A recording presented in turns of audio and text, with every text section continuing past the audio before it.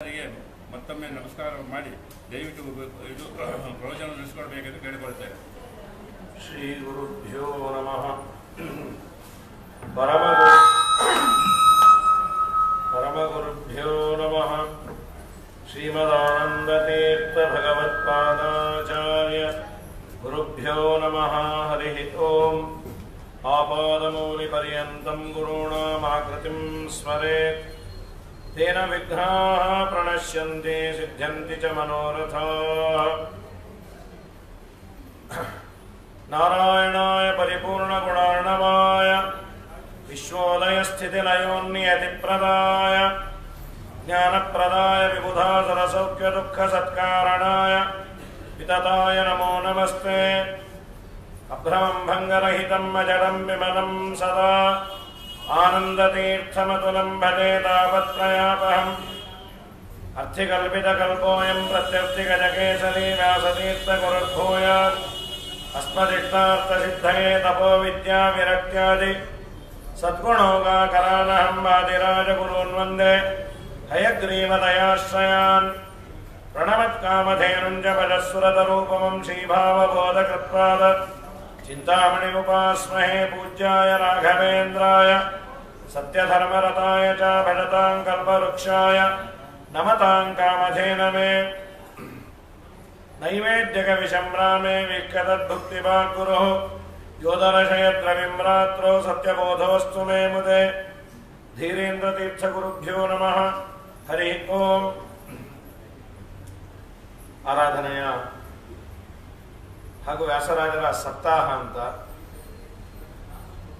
ಎಲ್ಲ ಮಹನೀಯರ ಆರಾಧನೆಯ ಕಾಲ ಇದು. ನಿನ್ನೆ ಧೀರೇಂದ್ರ ತೀರ್ಥರ ಆರಾಧನೆ, ಇವತ್ತು ಅವರ ಉತ್ತರಾರಾಧನೆ, ಸತ್ಯಬೋಧ ತೀರ್ಥ ಶ್ರೀಪಾದಂಗಳವರ ಪೂರ್ವಾರಾಧನೆ. ಸವಣೂರಿನಲ್ಲಿ ಇಬ್ಬರು ಸಮೀಪದಲ್ಲೇ ಇದ್ದಾರೆ. ಒಬ್ಬರು ವರದಾ ನದಿ ತೀರ ಹೊಸ ರೀತಿ ಸಮೀಪದಲ್ಲೇ ಇರುವಂತಹ ಮಹಾನುಭಾವರು. ಅವರ ಸ್ಮರಣೆಯನ್ನು ಮಾಡಿ ವ್ಯಾಸರಾಜರಿಂದ ರಚಿತವಾದಂತಹ ಭಗವದ್ಗೀತಾ ಸಾರ ಅಂತ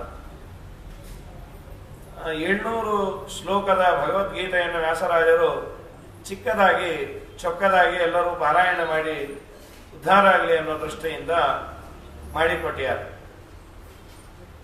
ವಿಸ್ತಾರವಾಗಿ ಮನುಷ್ಯ ಮಾತಾಡಬಹುದು, ಸಂಕ್ಷೇಪವಾಗಿ ಮಾತಾಡಿರಬೇಕು, ಹೇಳುವುದನ್ನೆಲ್ಲ ಹೇಳಿರಬೇಕು. ಇದು ತುಂಬ ಪಾಂಡಿತ್ಯ ಇದ್ರೆ ಮಾತ್ರ ಸಾಧ್ಯ ಇದೆ, ಇಲ್ಲಾಂದ್ರೆ ತುಂಬ ಕಷ್ಟ.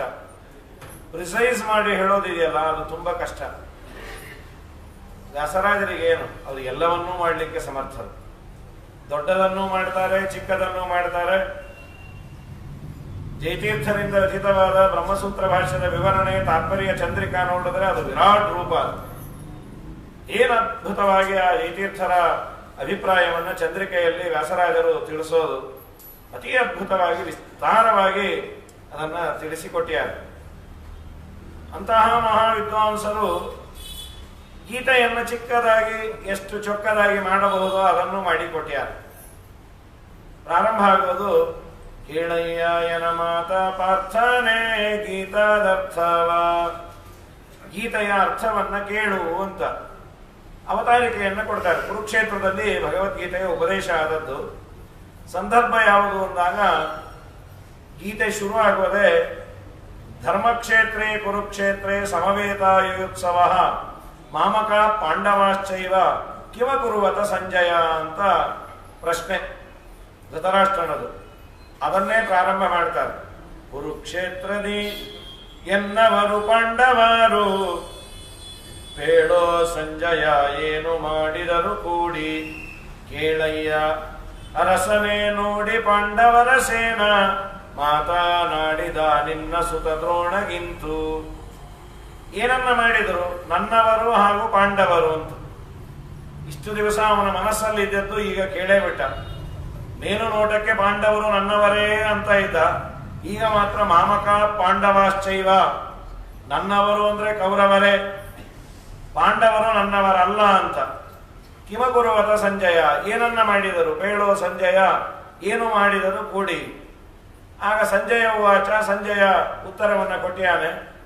ಅಪ್ಪ, ಪಾಂಡವರ ಸೇನೆಯನ್ನು ನೋಡಿ ನಿನ್ನ ಮಗ ಮಾತಾಡ್ದ. ಮೊದಲು ಮಾತಾಡೋದು ದುರ್ಯೋಧನನೇ.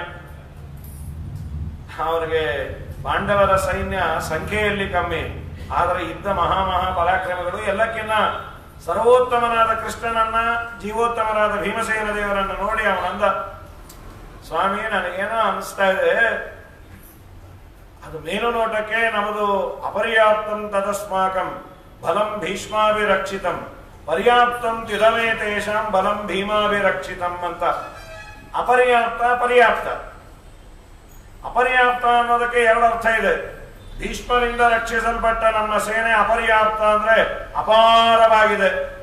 ಅಪರ್ಯಾಪ್ತ ಅನ್ನೋದಕ್ಕೆ ಮತ್ತೊಂದು ಅರ್ಥ ಇದೆ, ಸಾಕಾಗುವುದಿಲ್ವೋ ಏನು. ಪಾಂಡವರನ್ನ ಸೋಲಿಸಲಿಕ್ಕೆ ಸಂಖ್ಯೆ ಇರಬಹುದು, ಸಾಮರ್ಥ್ಯ ಬೇಕಲ್ಲ. ಸಂಖ್ಯೆ ಸಾವಿರಾರು ಜನರನ್ನ ಕಟ್ಕೊಂಡು ಹೋಗ್ಬೋದು, ಆದ್ರೆ ಯಾರಿಗೂ ಬುದ್ಧಿ ಇಲ್ಲ ಅಂತಂದ್ರೆ ಏನೂ ಪ್ರಯೋಜನ ಇಲ್ಲ. ಬುದ್ಧಿ ಇದ್ದ 4 ಜನ ಇದ್ದರೆ ಸಂಖ್ಯಾಬಲ ಅಲ್ಲಿ ಪ್ರಯೋಜನ ಆಗೋದಿಲ್ಲ. ಎಲ್ಲ ಕಡೆ ಸಂಖ್ಯೆ ಎಲೆಕ್ಷನ್ ಕ್ಯಾನ್ವಾಸಿಂಗ್ ಉಪಯೋಗ ಬೀಳಬಹುದು, ಆದರೆ ತುಂಬಾ ಬುದ್ಧಿವಂತ ಕೆಲಸವನ್ನ ಮಾಡಬೇಕಾದ್ರೆ ಅಲ್ಲಿ ಸಂಖ್ಯೆಗಿನ್ನ ತಲೆ ಕೆಲಸ ಬಹಳ ಉಪಯೋಗ ಬೀಳತ್ತೆ. ಪ್ರಕೃತದಲ್ಲಿ ನಮ್ಮ ಸೈನ್ಯ ಅಪರ್ಯಾಪ್ತ ಅನ್ನೋದಕ್ಕೆ ಎರಡು ಅರ್ಥ ಇದೆ. ಸಿಕ್ಕಾಪಟ್ಟೆ ಜನ ಇದ್ದಾರೆ, ಅದು ಮೇಲು ನೋಟಕ್ಕೆ ನನಗೆ ಯಾಕೋ ಇಷ್ಟು ಜನ ಇದ್ರು ಏನೋ ಪ್ರಯೋಜನ ಇಲ್ಲ ಅನ್ಸುತ್ತೆ. ಅವ್ರದ್ದೇನನ್ಸ ಪರ್ಯಾಪ್ತಂ ತಿರಮೇ ತೇಷಾಂ, ಅದು ಪರ್ಯಾಪ್ತ, ಅದು 7 ಅಕ್ಷೋಹಿಣಿ ಸೈನ್ಯ ಅಂತ ಒಂದು ಅಭಿಪ್ರಾಯದಲ್ಲಿ. ಪರ್ಯಾಪ್ತಂ ನಮ್ಮನ್ನ ಚೆಚ್ಚಲಿಕ್ಕೆ ಅವ್ರು ಸಾಕೋ ಏನೋ ಅನ್ನಿಸ್ತಾ ಇದೆ. ಬಲಂ ಭೀಮಾಭಿರಕ್ಷಿತಂ. ಆದ್ದರಿಂದ ಈ ಮಾತನ್ನ ಆಡದ ರಾಧಕ್ಕೆ ಕೂಡಲೇ ಇದು ಮೊದಲು ಪ್ರಾರಂಭ ಆದದ್ದು. ಅದಾದ ಕೂಡಲೇ ಮೊದಲನೇ ಅಧ್ಯಾಯದಲ್ಲಿ ಕೇಳೀತ ಪಾರ್ಥನು ಕುರುದಂಡ ರಣದಲ್ಲಿ ಚಂಡ ಗಾಂಡೇವ ಕರದಂಡ ಅಚ್ಯುತ ಪಿಡಿರಥ ನಡೆ ಮುಂದೆ ಬಹುತರದಿಂದ ನೋಡುವೆ ನೇತ್ರದಿಂದ. ಇವನು ಅಂದ ಅರ್ಜುನನು, ಸ್ವಾಮಿ ನೀನು ಎರಡೂ ಸೈನ್ಯದ ಮಧ್ಯೆ ರಥವನ್ನ ನಿಲ್ಲಿಸು. ಸೇನೆಯೋರು ಭಯೋರ್ ಮಧ್ಯೆ ರಥಂ ಸ್ಥಾಪಯಮೇಚ್ಯುತ ಯಾವದೇತಾನ್ ನಿರೀಕ್ಷೇಹಂ ಯೋಧು ಕಾಮಾನ್ ಅವಸ್ಥಿತಾನ್. ಯುದ್ಧ ಮಾಡಲಿಕ್ಕೆ ಯಾರ್ಯಾರು ಯಾವ ತರಹದ ಶಸ್ತ್ರ ಅಸ್ತ್ರ ಇವುಗಳಿಂದ ಪ್ರಿಪೇರ್ ಆಗಿದ್ದಾರೆ, ಸನ್ನದ್ಧರಾಗಿದ್ದಾರೆ, ಅದನ್ನ ನಾನು ನೋಡ್ಬೇಕು. ತುಂಬಾ ಉತ್ಸಾಹದಿಂದ ಕೇಳದ, ತುಂಬಾ ಉತ್ಸಾಹ ಇತ್ತು. ದೇವರು ತೆಗೆದುಕೊಂಡು ಹೋಗಿ ನಿಲ್ಲಿಸ್ದ, ನೋಡ್ಕೋ ಅಂತ. ಆ ನಿಂತಿದ್ದೆ ಭೀಷ್ಮಾಚಾರ, ದ್ರೋಣಾಚಾರ, ಕೃಪಾಚಾರ, ಇವನು ಯಾರ್ಯಾರು ಉಪಕಾರ ಮಾಡಿದ್ರು ಎಲ್ಲ ಆಚಾರ ಮುಂದೆ ನಿಲ್ಲಿಸ್ತಾನೆ. ದುರ್ಯೋಧನನೋ ದುಶ್ಯಾಸನನೋ ಕರ್ಣನೋ ಇವನು ಎದುರಿಗಿದ್ದಿದ್ರೆ ಪ್ರಾಯ ಭಗವದ್ಗೀತೆ ಬರ್ತಿರ್ಲಿಲ್ವೋ ಏನೋ. ಅರ್ಜುನ ಯುದ್ಧ ಶುರು ಮಾಡಿಬಿಟ್ಟಿರೋನು. ನೋಡ್ಕೊ ಅಂತ ಎಲ್ಲಾರನ್ನೂ ನೋಡ್ತಾನ. ಪಾಪ ಈ ವಯೋವೃದ್ಧರು ನಮಗಾಗಿ ಎಷ್ಟು ಕಷ್ಟಪಟ್ಟಿದ್ದಾರೆ. ಭೀಷ್ಮಾಚಾರ್ಯರು ನಮಗೆ ತಂದೆಯನ್ನ ನೋಡಿದ ನೆನಪೇ ಇಲ್ಲ. ನಾನು ಮೊದಲು ಕರೆದದ್ದು ಅಪ್ಪ ಅಂತ ಈ ಭೀಷ್ಮರನ್ನೇ. ಅವರಂದ್ರು ನಾನು ನಿಮ್ಮ ಅಪ್ಪ ಅಲ್ಲಪ್ಪ, ನಿನ್ನ ತಾತ ಅಂತ ಪರಿಚಯ ಮಾಡಿಕೊಟ್ಟ ಪುಣ್ಯಾತ್ಮರು. ಅವರ ಒಡಲಲ್ಲಿ ಅವರ ತೊಡೆಯಲ್ಲಿ ಬೆಳೆದವರು ನಾನು. ದ್ರೋಣಾಚಾರ್ಯರು ಮಾಡಿದ ಉಪಕಾರ ಏನು? ತನ್ನ ಮಗನಕ್ಕಿನ್ನ ಹೆಚ್ಚಿನ ವಿದ್ಯೆಯನ್ನ ನನಗೆ ಕಲಿಸಿದ್ದಾರೆ. ದೇವರು ಭಗವದ್ಗೀತೆ ಬರಬೇಕು ಅನ್ನೋದಕ್ಕೆ ಈ ಆಚಾರಗಳ ಮುಂದೆ ನಿಲ್ಲಿಸ್ತ. ನಿನ್ನ ಮೆಂಟಲ್ ಸ್ಟೇಟಸ್ಗೆ ಇದೊಂದು ಎಂಟ್ರೆನ್ಸ್ ಎಕ್ಸಾಮ್. ಯುದ್ಧ ಭೂಮಿಯಲ್ಲಿ ನನ್ನವರು ತನ್ನವರು ಅಂತಾದ್ರೆ ಗತಿ ಏನ್ರಿ? ಯುದ್ಧವನ್ನೇ ಆಡ್ಲಿಕ್ಕೆ ಹೋದಾಗ ನನ್ನವರು ತನ್ನವರು ಅಂತ ಇರಬಾರ್ದು, ಇಲ್ಲ ಯುದ್ಧ ಮಾಡ್ಲಿಕ್ಕೆ ಹೋಗಬಾರ್ದು. ಯುದ್ಧ ಭೂಮಿಯಲ್ಲಿ ಬಾಣ ಬಿಡಬೇಕಾದ್ರೆ ಏನಾಗತ್ತೋ ಏನೋ, ಬ್ರಹ್ಮಹತ್ಯೆ ಆಗತ್ತೋ ಏನೋ. ಆ ಯುದ್ಧ ಎದುರು ಕಡೆ ಇರೋನು ಅವನು ಏನವನು ಆಚಾರೋ ಅಥವಾ ಏನವನು ಜನವಾರ ಹಾಕೊಂಡ್ಯಾನೋ, ಸಂಧ್ಯಾವಂದನೆ ಮಾಡಿ ಎಲ್ಲಪ್ಪ ನಿಂದೊಂದು ಶಿವರು ಶರ್ಟ್ ತೆಗೆದು ಆ ಜನಿವಾರ ತೋರಿಸಂದ್ರೆ ಗೋವಿಂದ ಇವನು ಹೊಟ್ಟೋಗಿರ್ತಾನೆ. ಯುದ್ಧವನ್ನ ಮಾಡುವವನಿಗೆ ಎದುರಾಳಿಯನ್ನ ನಾನು ಹೊಡಿಬೇಕಷ್ಟೇ. ನನಗೆ ಉಪದ್ರವ ಕೊಟ್ಟವನು. ಇವ್ರು ಯಾರೋ ಅವ್ರು ಯಾರೋ, ಅವ್ರು ಚಿಕ್ಕಪ್ಪ ಇವ್ರು ದೊಡ್ಡಪ್ಪ.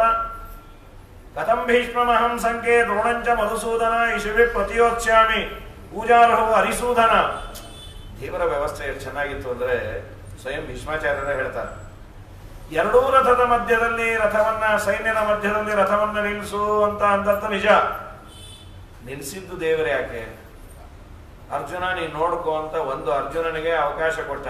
ಆದ್ರೆ ದೇವರು ನಿಲ್ಲಿಸಿ ಮಾಡಿದ್ದೇನು ಅಂದ್ರೆ ಎರಡೂ ಸೈನ್ಯವನ್ನ ಒಮ್ಮೆ ತಾನು ನೋಡದ್ನಂತೆ. ನೋಡಿ ಮಾಡಿದ್ದೇನು? ಈ ಅರ್ಜುನ ವಿಷಾದ ಯೋಗ, ತುಂಬಾ ದುಃಖಪಟ್ಟು ಕೈ ಜಾರ್ತು ಗಾಂಡೀವ. ಕೃಷ್ಣ ಮಾಡಿದ್ದೇನು ಅಂದ್ರೆ ಎಲ್ಲಾರ್ದು ಅಟೆಂಡೆನ್ಸ್ ತಗೊಂಡಂತೆ, ನೀವು ಇಂತಿಂತ ದಿವಸ ಕೃಷ್ಣಾರ್ಪಣ ಆಗ್ಬೇಕು. ಇದು ಸ್ವಯಂ ಭೀಷ್ಮಾಚಾರ್ಯರು ಹೇಳೋದು. ಸ್ವನಿಯಮಂ ಅಪಹಾಯ ಮತ್ ಪ್ರತಿಜ್ಞಾಂ ಮೃತಮಧಿಕರ್ತು ಅವಪ್ಲುತೋ ರಥಸ್ಥಃ. ನಿನ್ನ ಮಹಿಮೆಯನ್ನು ನಿನ್ನ ಪ್ರತಿಜ್ಞೆಯನ್ನು ನೀನು ಮೀರಿ ಇದನ್ನ ರಥದಿಂದ ಹಾರಿ ನೀನು ಇದನ್ನ ಹಿಡ್ಕೊಂಡೆ. ಸ್ವಾಮಿ, ಯುದ್ಧದಲ್ಲಿ ಪಾಂಡವರು ನಮ್ಮನ್ನ ಗೆದ್ರು ಅಂತ ಜಗತ್ತಿನಲ್ಲಿ ಪ್ರಸಿದ್ಧಿ ಇದೆ. ಅರ್ಜುನನಲ್ಲಿ ಗಾಂಡೀವ ಇತ್ತು, ಭೀಮನಲ್ಲಿ ತೋಲ್ಬಳ ಇತ್ತು, ಎಲ್ಲ ಹೌದು. ನಿಜವಾಗಲೂ ಯುದ್ಧ ಗೆದ್ದದ್ದು ನಿನ್ನಿಂದ. ಯಾಕೆ ಅಂತ ಪರಸೈನಿಕಾಯು ರಕ್ಷ್ಮ ಹೃತವತಿ ಪಾರ್ಥಸಕೆ ರತಿರ್ಮಮಾಸ್ತು. ಕೃಷ್ಣ ಎಲ್ಲರನ್ನ ನೋಡಿ ಕಣ್ಣಿಂದಾನೆ ಅವರ ಆಯುಷ್ಯವನ್ನ ಎಳ್ಕೊಂಡಂತೆ. ಎಳ್ಕೊಂಡ ಒಂದೇ ದಿನಕ್ಕೆಲ್ಲಾರು ಸಾಯೋ ಥರ ಯಾಕೆ ಎಳ್ಕೊಂಡಿಲ್ಲ? ಮುಂದೆ ಆಚಾರಗಳು ಸಿಗೋದಿಲ್ಲಪ್ಪ, ಮತ್ತೆ ಬೇರೆ ಬೇರೆ ದಿನ ಆದ್ರೆ ಆಚಾರಗಳು ಸಿಗುತ್ತಾರೆ ಅನ್ನೋದಕ್ಕೆ ವ್ಯವಸ್ಥೆಯನ್ನು ಮಾಡಿದ್ದ. ಒಬ್ರು 15 ದಿವಸ, ಒಬ್ರು 15ನೇ ದಿವಸ. ಪರಸೈನಿಕಾಯ ರಕ್ಷ್ಮ, ನೀನು ಯುದ್ಧ ಬೇಡ, ಯಾವ ಅಸ್ತ್ರ ಬೇಡ, ಶಸ್ತ್ರ ಬೇಡ, ದೇವರ ಕಣ್ಣು ಎರಡೂ ಕೊಡುತ್ತೆ. ಕೃಪಾದೃಷ್ಟಿಯಿಂದ ನೋಡಿದರೆ ಸಾಯುವ ಅವಸ್ಥೆಯಲ್ಲಿದ್ದವನು ಬದುಕ್ತಾನೆ, ಅಥವಾ ಸತ್ತವನು ಬದುಕ್ತಾನೆ. ಸ್ವಯಂ ವ್ಯಾಸರಾಜರೇ ಸಾಕ್ಷಿ. ಯಾವ ರಾಮಾಚಾರ್ಯರು ಪ್ರಾಣತ್ಯಾಗವನ್ನ ಮಾಡಿದ್ರೆ ದೇವರನ್ನ ಆರಾಧನೆ ಮಾಡುವ ಬ್ರಹ್ಮಣ್ಯ ತೀರ್ಥರು ಆಡಿದ ಮಾತನ್ನ ಸತ್ಯ ಮಾಡಲಿಕ್ಕೆ ದೇವರು ಬಂದು ಬ್ರಹ್ಮಣ್ಯ ತೀರ್ಥರ ಕೃಪಾದೃಷ್ಟಿಯ ರಾಮಾಚಾರ್ಯರ ಮೇಲೆ ಬಿದ್ದರೆ ಹೋದ ರಾಮಾಚಾರ್ಯರು ಎದ್ದು ಕೂತರು. ದೇವರ ಅನುಗ್ರಹ ಇದ್ದ ಬ್ರಹ್ಮಣ್ಯ ತೀರ್ಥರ ಅವಲೋಕನಕ್ಕೆ ಇಷ್ಟು ಯೋಗ್ಯತೆ ಇದೆ ಅಂದ್ರೆ ದೇವರ ಕೃಪಾದೃಷ್ಟಿ ಇದ್ರೇನು. ಹಾಗಾಗಿ ದೇವರ ದೃಷ್ಟಿಗೆ ಎರಡೂ ಇದೆ. ಸಾಯಿಸುವ ತಾಕತ್ತು ಇದೆ, ಸಾಕುವ ತಾಕತ್ತು ಇದೆ. ಪರಸೈನಿಕಾಯ ರಕ್ಷ್ಮ ವ್ರತವತಿ ಪಾರ್ಥಸಕೆ ರತಿರ್ಮಮಾಸ್ತು. ಸರಿ, ಪರಮಾತ್ಮ ಮಧ್ಯದಲ್ಲಿ ನಿಲ್ಲಿಸಿದಾಗ ಗಾಂಡೀವ, ಕರದಂಡ, ಅಚ್ಯುತ, ಪಿಡಿ, ರಥನ ನೀನು ಮುಂದೆ ತಗೋ, ನಾನು ನೋಡ್ತೇನೆ ಅಂತ. ಇದೆಲ್ಲ ಆದ ಕೂಡಲೇ ಅವನಂದ, ಸ್ವಾಮಿ ಯುದ್ಧ ಬೇಡ, ವಾಪಸ್ ನಡಿ. ಯಾಕೋ ಎಷ್ಟು ಉತ್ಸಾಹದಿಂದ ಇವತ್ತು ಮುಗದೇ ಹೋಯ್ತು ಅಂತೆಲ್ಲ ಅಸ್ತ್ರ ಶಸ್ತ್ರ ಅದಕ್ಕೆಲ್ಲ ವ್ಯವಸ್ಥೆ ಮಾಡಿ ಯಾಕೆ ವಾಪಸ್ ಹೋಗ್ತಾ ಇದ್ದೀವಿ? ಕಥಂ ಭೀಷ್ಮ ಮಹಂ ಸಂಖ್ಯೆ ದ್ರೋಣಂಚ. ಇಲ್ಲಿ ನಮ್ಮ ವ್ಯಾಸರಾಜರು ಬರೀತಾರೆ, ಗುರು ಹಿರಿಯರ ಕೂಡ ಯಾಕೆಂದ ಯುದ್ಧ ಸಾಕೆಂದ ಭಿಕ್ಷವೇ ಸುಖವೆಂದ. ಸ್ವಾಮಿ, ಇವರನ್ನೆಲ್ಲ ಕೊಂದು ನಾನು ರಾಜ್ಯವನ್ನ ಆಳೋದಕ್ಕಿಂತ ನಮ್ಮ 5 ಜನಕ್ಕೆ 5 ಭಿಕ್ಷಾಪಾತ್ರೆ ಕೊಡಿಸು, 5 ದೇವಸ್ಥಾನ ಮುಂದೆ ಕೂತ್ಬಿಡ್ತೀವಿ. ಯಾಕೆ ಅಂದ, ಇವರೆಲ್ಲರೂ ನನಗೆ ಅನುಗ್ರಹವನ್ನು ಮಾಡಿದ್ದಾರೆ. ಇದಕ್ಕಿಂತ ನನಗನ್ಸತ್ತೆ ಗುರುನ್ನ ಹತ್ವಾಹಿ ಮಹಾನುಭಾವಾನ್ ಶ್ರೇಯೋ ಭೋಕ್ತುಂ ಭೈಕ್ಷಾಪಿ ಹಲೋಕೆ. ವ್ಯಾಸರಾಜರು ಬಳಸಿರುವ ಒಂದೊಂದು ಪದ್ಯದಿಂದ 16 ಶ್ಲೋಕ ಸಂಗ್ರಹ ಮಾಡ್ಯಾರ. ಅದು ತಾತ್ಪರ್ಯ. ಭಿಕ್ಷಾಟನೆಯನ್ನ ಮಾಡ್ತೇನೆ, ಆದ್ರೆ ಇವರನ್ನೆಲ್ಲ ನಾನು ಕೊಲ್ಲೋದಿಲ್ಲ, ದಯಮಾಡಿ ನನಗೆ ಅನುಗ್ರಹ ಮಾಡು. ಈ ಮಾತು ಅಂದ ಕೂಡಲೇ ದೇವರಂತ ನಾಚಿಕೆ ಆಗಲ್ಲ. ಕ್ಷತ್ರಿಯನಾದವನಿಗೆ ಯಾವಾಗಲೂ ಯುದ್ಧದಲ್ಲಿ ಹುಮ್ಮಸ್ಸಿರಬೇಕು. ಭಿಕ್ಷಾ ಬೇಡ್ತೇನೆ ಅಂತ ನೀನು ನಿಮ್ಮಮ್ಮನ ಮಗ ಅನ್ನೋದು ಮರಿಬೇಡ. ಕುಂತಿಯ ಮಗ. ನಿಮ್ಮಮ್ಮನಿಗೆ ಇರುವಂತಹ ಧೈರ್ಯ ಏನು? ನಿಮ್ಮಮ್ಮ ಹೇಳಿ ಕಳಿಸಿದ್ದೆ ಅದು. ನನ್ನ ಮಕ್ಕಳು ಯುದ್ಧದಲ್ಲಿ ಸತ್ರು ಅಡ್ಡಿ ಇಲ್ಲ, ಯುದ್ಧ ಮಾಡಿ ಸಾಯಲಿ. ವಿದುಲೋಪಾಖ್ಯಾನ ಅಂತ ಕುಂತಿ ಹೇಳಿ ಕಳಿಸ್ತಾಳೆ. ಕ್ಷತ್ರಿಯನಾದವನು ಮಾಡಬೇಕಾದದ್ದೇ ಅದು. ಅವರವರ ಕರ್ತವ್ಯ ಕರ್ಮವನ್ನ ಮಾಡಿ ಅದನ್ನೇ ದೇವರ ಪೂಜೆ ಅಂತ ಅರ್ಪಣೆ ಮಾಡಬೇಕಂತ ಅನ್ನೋದಕ್ಕೆ ಶ್ರೀಮದಾಚಾರ್ಯರು ಗೀತೆಗೆ ವ್ಯಾಖ್ಯಾನ ಮಾಡ್ತಾ, ಯುದ್ಧ ಮಾಡೋದಿಲ್ಲ ಅಂದ್ರೆ ಮಾಡಿಸ್ದ ಯಾಕೆ ಕೃಷ್ಣ? ಸುಮ್ಮನೆ ಇರಬಾರ್ದ? ಇವನಿಗೇನಾಗಬೇಕಾಗಿತ್ತು ಯುದ್ಧ ಮಾಡಿ? ಕೆಲವರಿಗೆ ಇಬ್ರು ಜಗಳ ಆಡ್ತಾ ಇದ್ರೆ ನೋಡಿ ಆನಂದ ಪಡೋದು. ಸದ್ಯ ನಾನು ಇಬ್ರಿಗೂ ಹಚ್ಚಿಟ್ಟಿದ್ದೆ, ಆಯ್ತಾ ಜಗಳ, ಅದಕ್ಕೆ ನಾ ಬರ್ಲಿಲ್ಲಪ್ಪ. ಹೀಗೆ ಕೌರವರು ಪಾಂಡವರು ಯುದ್ಧ ಮಾಡಿದ್ರೆ ಕೃಷ್ಣನಿಗೆ ಏನು ಸಿಗತ್ತೆ? ಅಲ್ಲ, ದೇವರಂದ ನಾರಾಯಣ ದ್ವಿಟೆ ತದರು ಬಂದಿ ನಿಗ್ರಹಮೇವ ಕ್ಷತ್ರಿಯಾಣಂ ಪರಮೋ ಧರ್ಮ. ಕ್ಷತ್ರಿಯರ ಧರ್ಮ ಭಗವದ್ವೇಷಿಗಳನ್ನು ಸಂಹಾರ ಮಾಡೋದು. ಈ ಚರು ವ್ಯತ್ಯಾಸ ಆಯಿತು. ವಿಶ್ವಾಮಿತ್ರರು ಹುಟ್ಟುವ ಮುಂಚೆ ರುಚಿಕರ ಹೆಂಡತಿ ಸತ್ಯವತಿ ಕುಡಿಯಬೇಕಾದ ನೀರನ್ನ ಅವರ ಅಮ್ಮ ಕುಡಿದು, ಅವರಮ್ಮ ಕುಡಿಯಬೇಕಾದ ನೀರನ್ನ ರುಚಿಕರ ಹೆಂಡತಿ ಸತ್ಯವತಿ ಕುಡಿದು. ರುಚಿಕರು ಬಂದು ಬೈತಾರೆ, ಯಾಕೆ ಚರುವನ್ನ ವ್ಯತ್ಯಾಸ ಮಾಡಿದೆ? ಸ್ವಾಮಿ, ಎರಡೂ ತಂಬೆಗೆಯಿಂದ ಹುಟ್ಟೋದು ಮಕ್ಕಳೇ ಅಲ್ವಾ? ಎರಡೂ ತಂಬೆಗೆಯಿಂದ ಹುಟ್ಟೋದು ಮಕ್ಕಳಾದರೂ ನಾನು ಅಭಿಮಂತ್ರಣ ಮಾಡಿದ್ದು ಬೇರೆ ಬೇರೆ ಮಂತ್ರಗಳಿಂದ. ಏನು ವ್ಯತ್ಯಾಸ ಸ್ವಾಮಿ ಎಂದು? ನಿನ್ನ ಹೊಟ್ಟೆಯಲ್ಲಿ ಹುಟ್ಟುವ ಮಗ ಒಳ್ಳೆ ಯೋಗ್ಯ ಬ್ರಾಹ್ಮಣ, ಅವನಿಗೆ ಸ್ವಲ್ಪವೂ ಆಸೆ ಇಲ್ಲದ ಮಹಾಶಾಂತ ಗುಣದಿಂದ ಕೂಡಿದವನು ಹುಟ್ಲಿ ಅಂತ ಮಾಡಿದೆ. ಬ್ರಾಹ್ಮಣನಿಗೆ ಆಸೆ ಇರಬಾರದು. ನಿಮ್ಮಮ್ಮನಿಗೆ ನಾನು ಅಭಿಮಂತ್ರಣ ಮಾಡಿಟ್ಟ ನೀರು ಕ್ಷತ್ರಿಯ ಕೋಪಿಷ್ಟ ಹುಟ್ಲಿ ಅಂತ ಮಾಡಿದ್ದು. ಕ್ಷತ್ರಿಯನಿಗೆ ಕೋಪ ಇರಬೇಕು. ಜಗತ್ತನ್ನ ಆಳುವಂತಹ ರಾಜರಿಗೆ ಕೋಪ ಬೇಕಂತ. ಯಾರೋ ನಮ್ಮ ದೇಶದ ಮೇಲೆ ಅಟ್ಯಾಕ್ ಮಾಡ್ತಾ ಇದ್ದಾರೆ ಅಂದ್ರೆ, ಅಟ್ಯಾಕ್ ಮಾಡ್ತೀಯಾರ, ಏನ್ ಮಾಡ್ಲಿಕ್ಕಾಗತ್ರಿ, ದೇವರ ಅನುಗ್ರಹ. ಅದಕ್ಕೆ ಶ್ರೀಪಾದರಾಜರು ಅವತ್ತೇ ಹೇಳಿದಾರಲ್ಲ, ಇಟ್ಟಂಗೆ ಇರುವೇನೋ ಹರಿಯೇ ಎನ್ನ ದೊರೆಯೇ. ಅದು ನಾವ್ ಹೇಳಬೇಕು, ಮೋದಿ ಹೇಳೋದಲ್ಲ. ಅದು ಅದೇ ಅವನ ಪೂಜೆ. ಹಗಲು ರಾತ್ರಿ ಎದ್ದು ದೇಶವನ್ನ ಕಾಯೋದಿದೆಯಲ್ಲ, ಅದು ಅವನ ಪೂಜೆ.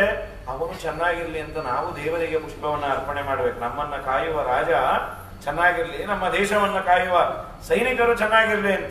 ನಾವು ಯುದ್ಧವನ್ನ ಮಾಡ್ಲಿಕ್ಕೆ ಆಗೋದಿಲ್ಲ. ದೇವರ ಪ್ರಾರ್ಥನೆ ಏನಂತ ಮಾಡಬಹುದು. ಅವರವರ ಕರ್ಮ ಇದೆಯಲ್ಲ, ಅದೇ ದೇವರ ಪೂಜೆ. ಸೂಚಿತ ಕರ್ಮಗಳಾಚರಿಸುತ್ತ ಬಲು ನೀಚರನಿಗೆ ಪೊಗೆ ಯಾಚಿಸದೆ ಕೇಚರ ವಾಚರಾಚರ ಬಂಧಕ ಮೋಚಕನವುದೆಂದ್ಯೋಚಿಸುತ್ತೆ ಪೊದೆ ಫಲವಿದು ಬಾಳದುದಕ್ಕೆ. ಸಿರಿ ನಿಲಯನ ಗುಣಗಳ ತಿಳಿದು ಭಜಿಸುವುದೇ ಫಲವಿದು ಬಾಳದುದಕ್ಕೆ. ಅದೇ ಒಬ್ಬ ಬ್ರಾಹ್ಮಣನಿಗೆ ಏನೋ ಬಹಳ ದೊಡ್ಡದು ಬರೋದಿತ್ತು, ಏನೋ ನಿಂತೋಯ್ತು. ತುಂಬಾ ವ್ಯಥೆ ಪಡ್ಲಿಕ್ಕೆ ಹೋಗಬಾರ್ದಂತ. ಏನು ಅದು ನಿಂತೋಯ್ತಲ್ಲ, ಭಗವತ್ ಸಂಕಲ್ಪ ಬರುತ್ತೆ ಅನ್ಕೊಂಡಿದ್ದೆ, ಬರ್ಲಿಲ್ಲ. ಇಲ್ಲ, ಅದಕ್ಕೆ ಕಲ್ಲು ಹಾಕಿದಾರೆ, ಯಾರ್ಯಾರು ಹೇಳ್ದಾರ, ಅವ್ರ ನಿಮಿತ್ತ ಮಾತ್ರ ಭಗವಂತನ ಇಚ್ಛೆನೇ ಆಗಿತ್ತು. ಇದು ಬ್ರಾಹ್ಮಣನ ಮೆಂಟಲ್ ಸ್ಟೇಟಸ್ ಇರ್ಬೇಕಂತ. ಅವನಿಗೆ ಎಂದೂ ಕ್ರೋಧ ಇನ್ನೊಂದು ಮತ್ತೊಂದು ಇರಬಾರ್ದು. ಅವನೊಂದು ಕೈ ನಾ ಬಿಡ್ತೇನೋ, ಅವ್ರಿಗೇನಾದ್ರೂ ಆಗಲಿ ಸನ್ಮಾನ ಮಾಡ್ತೇನೆ, ನಾನು ಅದಕ್ಕೆ ಕಾಯ್ತಾ ಇದ್ದೀನಿ, ಇದೆಲ್ಲ ಇರಬಾರ್ದಂತ. ಇನ್ನೇನು ಒಬ್ಬ ಕ್ಷತ್ರಿಯ, ಕುಂತಿಯ ಮಗ ನೀನು, ಯುದ್ಧವನ್ನ ಮಾಡಲೇಬೇಕು. ಹಾಗಾಗಿ ಗಾಂಡೀವನ್ನ ಹಿಡಿಯಂತ. ಇಲ್ಲಿ ವ್ಯಾಸರಾಜರು ವ್ಯಾಖ್ಯಾನ ಮಾಡ್ತಾ ಕೆಲವು ಪದ್ಯಗಳನ್ನ ಆಸ್ ಇಟ್ ಈಸ್ ಶ್ಲೋಕವನ್ನೇ ತರ್ಜುಮೆ ಮಾಡಿದ್ದಾರೆ. ಭಗವದ್ಗೀತೆಯ ಶ್ಲೋಕವನ್ನೇ ಇಲ್ಲಿ ಪ್ರಿಂಟ್ ಮಾಡೋದು ಹಾಗೆ ಮಾಡಿದ್ದಾರೆ. ಎಲ್ಲ ಪುಸ್ತಕಗಳಲ್ಲೂ ಶ್ಲೋಕ ಆಮೇಲೆ ಪದ ಅಂತ. ಶ್ಲೋಕವನ್ನ ಸಂಸ್ಕೃತದ್ದು ಹಾಕಿಲ್ಲ, ಸಂಸ್ಕೃತದ ಆಸ್ ಇಟ್ ಈಸ್ ತರ್ಜುಮೆ ಮಾಡಿದ್ದಾರೆ. ಅರ್ಜುನ, ನೀನು ಯುದ್ಧವನ್ನ ಮಾಡಲ್ಲ ಅಂತೀಯಲ್ಲ, ಯಾಕೆ ಮಾಡೋದಿಲ್ಲ, ಯಾಕೆ? ಅಲ್ಲ ಸ್ವಾಮಿ, ಇವ್ರನ್ನೆಲ್ಲ ನಾನು ಕೊಲ್ಲಬೇಕಾಗತ್ತಲ್ಲ, ಆದ್ದರಿಂದ. ಅಂದ್ರೆ ನೀ ಕೊಲ್ಲದೇ ಇದ್ರೆ ಅವ್ರು ಸಾಯೋದೇ ಇಲ್ವಾ? ಸಾಯ್ತಾರೆ. ಮತ್ತೆ ಯಾವತ್ತಿದ್ರೂ ಸಾಯುವಂಥವರನ್ನ ನೀನೇನು ಕೊಲ್ಲೋದು? ಆದ್ದರಿಂದ ಬಾಣ ಬಿಡು. ಅಲ್ಲ ಸ್ವಾಮಿ, ನಾನು ಕೊಂದಾಗತ್ತಲ್ಲ. ಅಲ್ಲೋ, ನಿನ್ನ ಕ್ಷತ್ರಿಯೋಚಿತವಾದಂತಹ ಧರ್ಮ ಅದು. ಆದ್ದರಿಂದ ನೀನು ಯುದ್ಧ ಮಾಡಬೇಕು. ಇನ್ನೂ ಒಂದು, ದೇಹ ಅದು ಯಾವತ್ತಿದ್ರೂ ಬೀಳತ್ತೆ, ಜೀವನಿಗೆ ಯಾವತ್ತಿದ್ರೂ ನಾಶ ಆಗೋದಿಲ್ಲ. ಈ ಯಾವತ್ತಿದ್ರೂ ಬೀಳೋ ದೇಹವನ್ನ ನೀನು ಇವತ್ತೇ ಬೀಳಿಸ್ತೀವಿ, ಏನಾಯ್ತು? ಅಲ್ಲ, ನನಗೆ ದುಃಖ ಆಗತ್ತಲ್ಲ. ಅದಕ್ಕೊಂದು ಮೆಡಿಸನ್ ಹೇಳ್ತೇನೆ. ಇವನ್ನೆಲ್ಲ ಕೊಲ್ತಿಯಲ್ಲ, ಕೊಂದ ಮೇಲೆ ನೀನೊಂದು ಅನುಸಂಧಾನ ಮಾಡು. ಇವ್ರು ಯಾರು ನನ್ನವರಲ್ಲ ಅನ್ನೋ ಅಭಿಮಾನವನ್ನ ಪರಿತ್ಯಾಗ ಮಾಡು. ಕೊಲ್ಲಲಿಕ್ಕೆ ನಾನು ಯಾರು, ಸಾಯ್ಲಿಕ್ಕೆ ಅವ್ರು ಯಾರು ಅನ್ಕೊಂಡ್ಬಿಡ್ಬೇಕಲ್ಲ ಸ್ವಾಮಿ. ಅದೇ ಆಗ್ತಾ ಇಲ್ಲ. ಅನ್ಕೊಂಡ್ಬಿಡು ಅಂದ್ರೆ ಆಗ್ಬೇಕಲ್ಲ. ತಾತ್ಪರ್ಯ ಏನಂದ್ರೆ, ಇಲ್ಲಿ ಗೀತೆಗೆ ವ್ಯಾಖ್ಯಾನ ಮಾಡ್ತಾ ಒಂದು ಸುಂದರವಾದ ಟಿಪ್ಪಣಿಕಾರರು ಬರೀತಾರೆ, ಸ್ವಯಂ ಟೀಕಾಕೃತ್ಪಾದರು ಬರೀತಾರೆ. ಅಭಿಮಾನ ಪರಿತ್ಯಾಗ, ಅಭಿಮಾನ ಅನ್ನೋದಕ್ಕೆ ಈ ಕಾಂಟೆಕ್ಸ್ಟಿನಲ್ಲಿ ಭಗವದ್ಗೀತೆಯಲ್ಲಿ ಅಭಿಮಾನ ಅಂತ ಬಂದಿದೆ. ಅಭಿಮಾನವನ್ನ ಪರಿತ್ಯಾಗ ಮಾಡು. ಏನು ಅಭಿಮಾನ ಪರಿತ್ಯಾಗ ಮಾಡು ಅಂತಂದ್ರೆ, ವಿಷಯೇಶು ಶೋಭನ ಅಧ್ಯಾಸ ಅಂತ ಬರೀತಾರೆ ಟೀಕಾರ. ಯಾವುದು ನನ್ನನ್ನ ಹಾಳು ಮಾಡತ್ತೆ, ಯಾವುದು ನನ್ನನ್ನ ಅಧಪತನಕ್ಕೆ ಕರೆದುಕೊಂಡೋಗತ್ತೆ, ಅದರಲ್ಲಿ ನನಗೆ ನಿಜವಾಗ್ಲೂ ರೀ ಈಗ ಹಾಯ್ ಅಂತಿದೀವಿ. ಹೊತ್ತೇ ಹೋಗ್ತಾ ಇರ್ಲಿಲ್ಲ ಮೊದಲು, ಸಾಕಾಗಿ ಹೋಗೋದು. ಈಗ ಟೈಮೇ ಸಾಕಾಗಲ್ಲ. ಯಾಕೆ? ನಿಜವಾಗ್ಲೂ ಆ ಫೇಸ್ಬುಕ್ ಕಂಡಿಡ್ದವನ್ ಫೇಸ್ ನಮ್ ಕಂಡ್ರೆ ಅವನು ನಮಸ್ಕಾರ ಮಾಡಬೇಕು. ಎಷ್ಟು ಜನ ನಮ್ ಫ್ರೆಂಡ್ಶಿಪ್ ಚಾಟ್ ಮಾಡ್ತಾ ಇರ್ತೀವಿ, ಏಕಾಸಿ ಯಾವ್ದು ಗೊತ್ತಾಗಲ್ಲ, ದ್ವಾದಶಿ ಯಾವ್ದು ಗೊತ್ತಾಗಲ್ಲ, ಪಾರಣ ಯಾವ್ದು ಗೊತ್ತಾಗಲ್ಲ. ವಿಷಯೇಶು ಶೋಭನ ಅಧ್ಯಾಸ, ಯಾವುದು ನಮ್ಮನ್ನ ಹಾಳು ಮಾಡ್ತಾ ಇದೆ, ಯಾವುದು ಅಮೂಲ್ಯವಾದ ಮನುಷ್ಯ ಜನ್ಮದ ಒಂದೊಂದು ಅವರನ್ನು ಹಾಳು ಮಾಡ್ತಾ ಇದೆ. ಪ್ರಾಮಾಣಿಕವಾಗಿ ಅದರಲ್ಲಿ ಚಾಟ್ ಮಾಡ್ತಾ ಕೂತ್ರೆ ಹಗಲು ಯಾವುದು ರಾತ್ರಿ ಯಾವುದು ಗೊತ್ತಾಗಲ್ಲ. ಯಾರಿಗ್ಯಾರೂ ಬೇಡ. ಏನೇ ನೀವು ನಮ್ಮನ್ನ ಭೇಟಿ ಆಗೋದಾದ್ರೂ ಫೇಸ್ಬುಕ್ ಅಲ್ಲೇ ಭೇಟಿಯಾಗಿ, ಫೇಸ್ ಟು ಫೇಸ್ ಭೇಟಿನೇ ಇಲ್ಲ. ಈ ತರಹದ ದುಸ್ಥಿತಿಯಲ್ಲಿ ನಾವಿದ್ದೇವೆ. ಯಾವುದು ನಮ್ಮನ್ನ ಪೂರ್ಣ ಅಧಪತನಕ್ಕೆ ಎಣೆ ಮಾಡುತ್ತೆ. ಒಂದು 10 ನಿಮಿಷ ಸಜ್ಜನರ ಜೊತೆ ಕಾನ್ವರ್ಸೇಷನ್ನು, ಅದು ಅನಂತ ಜನ್ಮದ ಪುಣ್ಯ, ಅದೆಲ್ಲ ಕಳ್ಕೊಂಡ್ವಿ. ಯಾವುದೂ ಆ ಥರದ್ದಿಲ್ಲ. ಒಂದು ವೇಳೆ ನಾವು ಅವ್ರ ಮಾತು ಗೀತು ಕೇಳೋದಾದ್ರು, ಅಯ್ಯೋ ನಮ್ಗೆ ಎಲ್ಲಾ ಸ್ವಾಮಿಗಳು ಹತ್ರನೇ. ಯಾಕೆ ಅಂದ್ರೆ ರಾತ್ರಿ ಮಲ್ಕೋಬೇಕಾದ್ರೆ ಫೋನ್ ಪಕ್ಕದಲ್ಲಿ ಇಟ್ಕೊಂಡೆ ಆನ್ ಮಾಡ್ಕೊಂಡೆ ಮಲ್ಕೋತೇನೆ, ಆ ಸ್ವಾಮಿಗಳೇ ಯೂಟ್ಯೂಬ್ ಅಲ್ಲಿ ಇರ್ತಾರೆ ಅಂತ. ಅವ್ರ ಚಿತ್ರ ಹತ್ರ ಆಯ್ತು, ಅವರೆಲ್ಲ ಹತ್ರ ಆದ್ರು ನಿನಗೆ ಎಲ್ಲಿ ಇದ್ದಿದ್ರಲ್ಲ ಅವ್ರದ್ದು ಕೇಳತಿ ವಾಸಿ. ಏನಾಗಿದೆ, ನಾವು ಯಾವುದನ್ನ ನಮ್ಮನ್ನ ಕೆಳಕ್ಕೆ ತಳ್ಳತ್ತೆ ಅದನ್ನ ತುಂಬಾ ಒಳ್ಳೆಯದು ಅನ್ಕೊಂಡಿದ್ದೀವಿ. ಅಸ್ವಕೀಯೇ ಸ್ವಕೀಯತ್ವ ಭ್ರಮ ಅಂತಾನು ಆಗ್ಬಹುದು. ವಿಶೇಷ ಶೋಭನ ಅಧ್ಯಾಸ. ನೋಡಪ್ಪ, ಅನನ್ಯ ಚಿಂತೆಯಂತೋ ಮಾಂ ಮೇಜನ ಕೃಷ್ಣ ಹೇಳೋದು, ಅಶೋಚ್ಯಾನ್ ಅನ್ವಶೋಚಸ್ತ್ವಂ ಪ್ರಜ್ಞಾವಾದಾಂಶ್ಚ ಭಾಷಸೆ ಗತಾಸೂನ್ ಅಗತಾಸೂಶ್ಚ ನಾನು ಶೋಚಂತಿ ಪಂಡಿತಾ.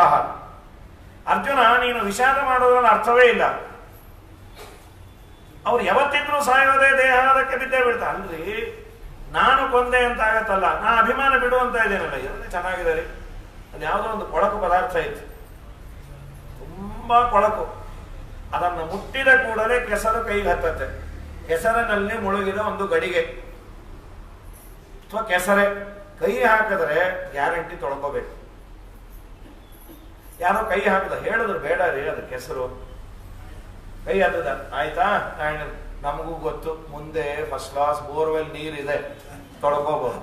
ಹೌದಪ್ಪ, ನೀರಿದೆ ಅಂತ ತೊಳ್ಕೊಂಡು ಯಾಕೆ ಒದ್ದಾಡಬೇಕು? ಕೈ ಹತ್ತದೇನೆ ಇದ್ರೆ ಬಾಯಿ ಮುಚ್ಕೊಂಡಿದ್ರೆ ಒಳ್ಳೇದಲ್ವಾ? ಪ್ರಕ್ಷಾಲನಾಧಿ ಪಂಕಸ್ಯ ದೂರಾದ ಅಸ್ಪರ್ಶನಂ ವರಂ. ಕೆಸರನ್ನ ಮುಟ್ಟಿ ಕೈ ತೊಳ್ಕೊಂಬೋದಕ್ಕಿನ್ನ ಕೆಸರನ್ನ ಮುಟ್ಟದೇ ಇರೋದೇ ವಾಸಿ ಅಲ್ವಾ? ಯಾರೋ ಹೇಳಿದ್ರು ಹೆಲ್ಮೆಟ್ ಹಾಕೊಂಡು ಹೋಗೋ, ಏನು ಪರವಾಗಿಲ್ಲ, ನಮಗೆ IGP ಆಮೇಲೆ SP ಅವರೆಲ್ಲ ಗೊತ್ತು, ಯಾರನ್ನ ಹಿಡೀಲಿ ಫೋನ್ ಮಾಡಿಸ್ತೀನಿ. ಅದು ಯಾಕೆ ರಗಳೆ, ಒಂದು ತಲೆ ಮೇಲೆ ಟೋಪಿ ಹಾಕೊಂಡೋದ್ರೆ ಸಾಲ. ಹಿಡಿದ ಮೇಲೆ ಅವರು ಫೋನ್ ಮಾಡಿ, ಅವ್ರು ಯಾವುದೋ ಗಡಿಬಿಡಿಲಿದ್ದು ಕಡೆಗೆ ಅವ್ರು ಇವನಿಗೆ ಹೇಳ್ತಾರೆ, 300 ರೂಪಾಯಿ ಕೊಟ್ಟಿರು, ನಾನೇ ನಿಂಗೆ ಕೊಟ್ಬಿಡ್ತೀನಿ, ಈ ಸಲಿಯಿಂದ ಟೋಪಿ ಹಾಕೊಂಡೇ ಓಡಾಡಪ್ಪ. ಯಾಕೆ ಬೇಕು? ಪ್ರಕ್ಷಾಲನಾದಿ ಭಂಗಸ್ಯ ದೂರಾದ ಸ್ಪರ್ಶನಂ ವರಂ. ಕೃಷ್ಣ, ನೀನು ಹೇಳೋದು ಸರಿ, ಯುದ್ಧವನ್ನ ಮಾಡಿ ಇವರನ್ನೆಲ್ಲ ನಾನು ಕೊಂದಾದ ಮೇಲೆ ದುಃಖ ಆಗಬಾರ್ದು ಅಂದ್ರೆ ನೀನ್ ಹೇಳಿದಂತೆ ಏನ್ ಮಾಡಬೇಕು? ನನ್ನವರಲ್ಲ ಅಂತ ಅಭಿಮಾನ ಬಿಡಬೇಕು. ಅಭಿಮಾನವನ್ನ ಬಿಡುವುದರಿಂದಲೂ ದುಃಖವನ್ನ ನಾನು ಮರೆಯಬಹುದು, ಯುದ್ಧವನ್ನ ಮಾಡದೇ ಇರೋದ್ರಿಂದಲೂ ದುಃಖವನ್ನ ಮರೆಯಬಹುದು. ಯಾವುದು ಒಳ್ಳೆಯದು? Prevention is better than cure. ಯುದ್ಧ ಮಾಡದೇ ಇರೋದೇ ಒಳ್ಳೆಯದಲ್ವಾ ಅಂದರೆ ಅದಕ್ಕೆ ಕೃಷ್ಣ ಅಂದ, ಇಲ್ಲಪ್ಪ, ಯುದ್ಧವನ್ನ ಮಾಡಲೇಬೇಕಾದದ್ದು ನಿನ್ನ ಕರ್ತವ್ಯ. ನೀನು ಕ್ಷತ್ರಿಯನಾಗಿ ಹುಟ್ಟಿದೆ. ಮತ್ತೆ ಈ ದೇಹದಲ್ಲಿ ನಮಗೆಲ್ಲ ಕೊಟ್ಟಿದ್ದು, ದೇಹದಲ್ಲಿ ಬೇರೆ ಬೇರೆ ಅವಸ್ಥೆಗಳಿದೆ. ಮೊದಲು ಬಾಲ್ಯಾವಸ್ಥೆ, ಶೈಶವಾವಸ್ಥೆಯಲ್ಲಿ ಇರತ್ತೆ ಮಗು, ಸ್ವಲ್ಪ ದೊಡ್ಡದಾಯ್ತು, ಬಾಲ್ಯಾವಸ್ಥೆಗೆ ಬಂತು, ಆಮೇಲೆ ಯೌವನಾವಸ್ಥೆಗೆ ಬಂದ, ಆಮೇಲೆ ವೃದ್ಧಾಪ್ಯಕ್ಕೆ ಬಂದ. ಸೊ ಇದೆಲ್ಲ ಬೇರೆ ಬೇರೆ ಸ್ಟೇಟಸ್. ಈ ಸ್ಟೇಟಸ್ ಎಲ್ಲ ಬಂದಾಗ ನಾವೇನು ಅಳೋದಿಲ್ಲ, ನಾವು ಅಳೋದಿಲ್ಲ. ಈಗ ಮಗು ಪುಟ್ಟದಿತ್ತು, ತೊಟ್ಲಲ್ಲಿ ಮಲಗ್ತಾ ಇತ್ತು, ಇನ್ನೂ ಅದಕ್ಕೆ ಮಾತು ಗೀತು ಬಂದಿಲ್ಲ. ಮಾತು ಕಥೆ ಬಂದ್ರೆ ಯಾರು ಅಳಲ್ಲ. ನಮ್ಮ ಮಗು ದೊಡ್ಡದಾಗ್ಬಿಡ್ತೀರಿ, ತುಂಬಾ ಮಾತಾಡ್ತಾ ಇದೆ, ನಮ್ ಗತಿ ಸದ್ಯ ಮಾತು ಬಂತಪ್ಪ, ಅವನೊಂದು ಹೇಳ್ತಾ ಇದ್ದ, ನಾವೊಂದು ಮಾಡ್ತಾ ಇದ್ದೀವಿ, ಹೊಡ್ಕೋತಾ ಇದ್ದ, ಸದ್ಯ ಈಗ ಏನ್ ಬೇಕೋ ಅದನ್ನ ಹೇಳ್ತಾನೆ ಮಾಡಬಹುದು. ಮಾತು ಬಂದ್ರೆ ಅಳ್ತೀರಾ? ಇಲ್ಲ. ಯೌವನಕ್ಕೆ ಬಂದಾಗ ಅಳ್ತೀರಾ? ಇಲ್ಲ. ವೃದ್ಧಾಪ್ಯ ಬಂದಾಗ ಅಳ್ತೀರಾ? ಬೇರೆ ಬೇರೆ ತರ ಅಳ್ಬೋದು. ವೃದ್ಧರಾದ್ರು ಅಂತ ಅಳೋದಿಲ್ಲ. ಅಯ್ಯೋ ಎಲ್ಲ ನಮ್ಮ ತಲೆ ಮೇಲೆ ಅಪ್ಪ, ಏನೋ ಅವ್ರ ವಯಸ್ಸಾಗಿದ್ದು ನಮ್ಮ ಪ್ರಾಣಕ್ಕೆ ಬಂದಿದೆ ಅಂತ ಹೀಗಳ್ತೇವೆ ವಿನಃ ವೃದ್ಧಾಪ್ಯ ಅಂತ ಹೇಳೋದಿಲ್ಲ. ಇದರಂತೆ ಮರಣವು ಜೀವನದಲ್ಲಿ ಅನಿವಾರ್ಯ. ಬಾಲ್ಯ ಯೌವನ ಮುಪ್ಪುತನ ದೇಹದಲ್ಲಿ, ಇಂಥ ದೇಹಕ್ಕೆ ಮೋಹ ಮತ್ಯಾತ ಕಿಲ್ಲಿ. ಇದು ಯಾವತ್ತಿದ್ರೂ ಬಿದ್ದು ಹೋಗೋ ದೇಹ, ಇದಕ್ಕೆ ಮೋಹ ಯಾಕೆ ಮಾಡ್ತೀಯ? ಇಷ್ಟೇ ಅಲ್ಲ, ಕಾಯ್ದು ಕೊಲ್ಲುವ ನಾನು ಇರುತ್ತಿರಲು ಇಲ್ಲಿ, ಬಿಲ್ಲು ಪಿಡಿದು ಕೀರ್ತಿ ಪಡೆ ಲೋಕದಲ್ಲಿ. ಕಾಯೋನು ನಾನು, ಕೊಲ್ಲೋನು ನಾನು. ನಾನು ಕಾಯಬೇಕು ಅಂತ ಸಂಕಲ್ಪ ಮಾಡಿದರೆ ಎಂಥ ಬಾಣ ಬಿದ್ದರೂ ಉಳಿತಾರೆ.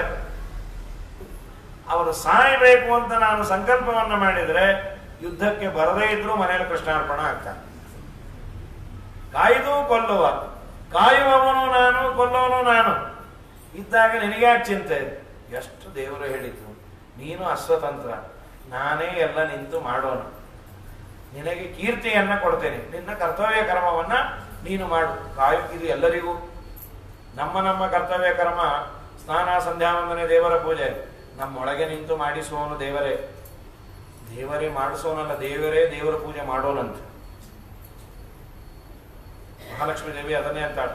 ನಾವು ದಿನ ಮಂತ್ರ ಹೇಳ್ತೀವಲ್ಲ, ವಿಶ್ವಸೀದ ಗಣಪತೆ ಗಣೇಶತ್ವಾಮಾಹುರ ವಿಪ್ರತಮಂ ಕಲೀನಾಂ ನರತೆ ತತ್ಕ್ರಿಯತೆ ಕಿಂಚನಾರೆ ಮಹಾಮರ್ಕಂ ಮಘವನ್ ಚಿತ್ರಮರ್ಚ.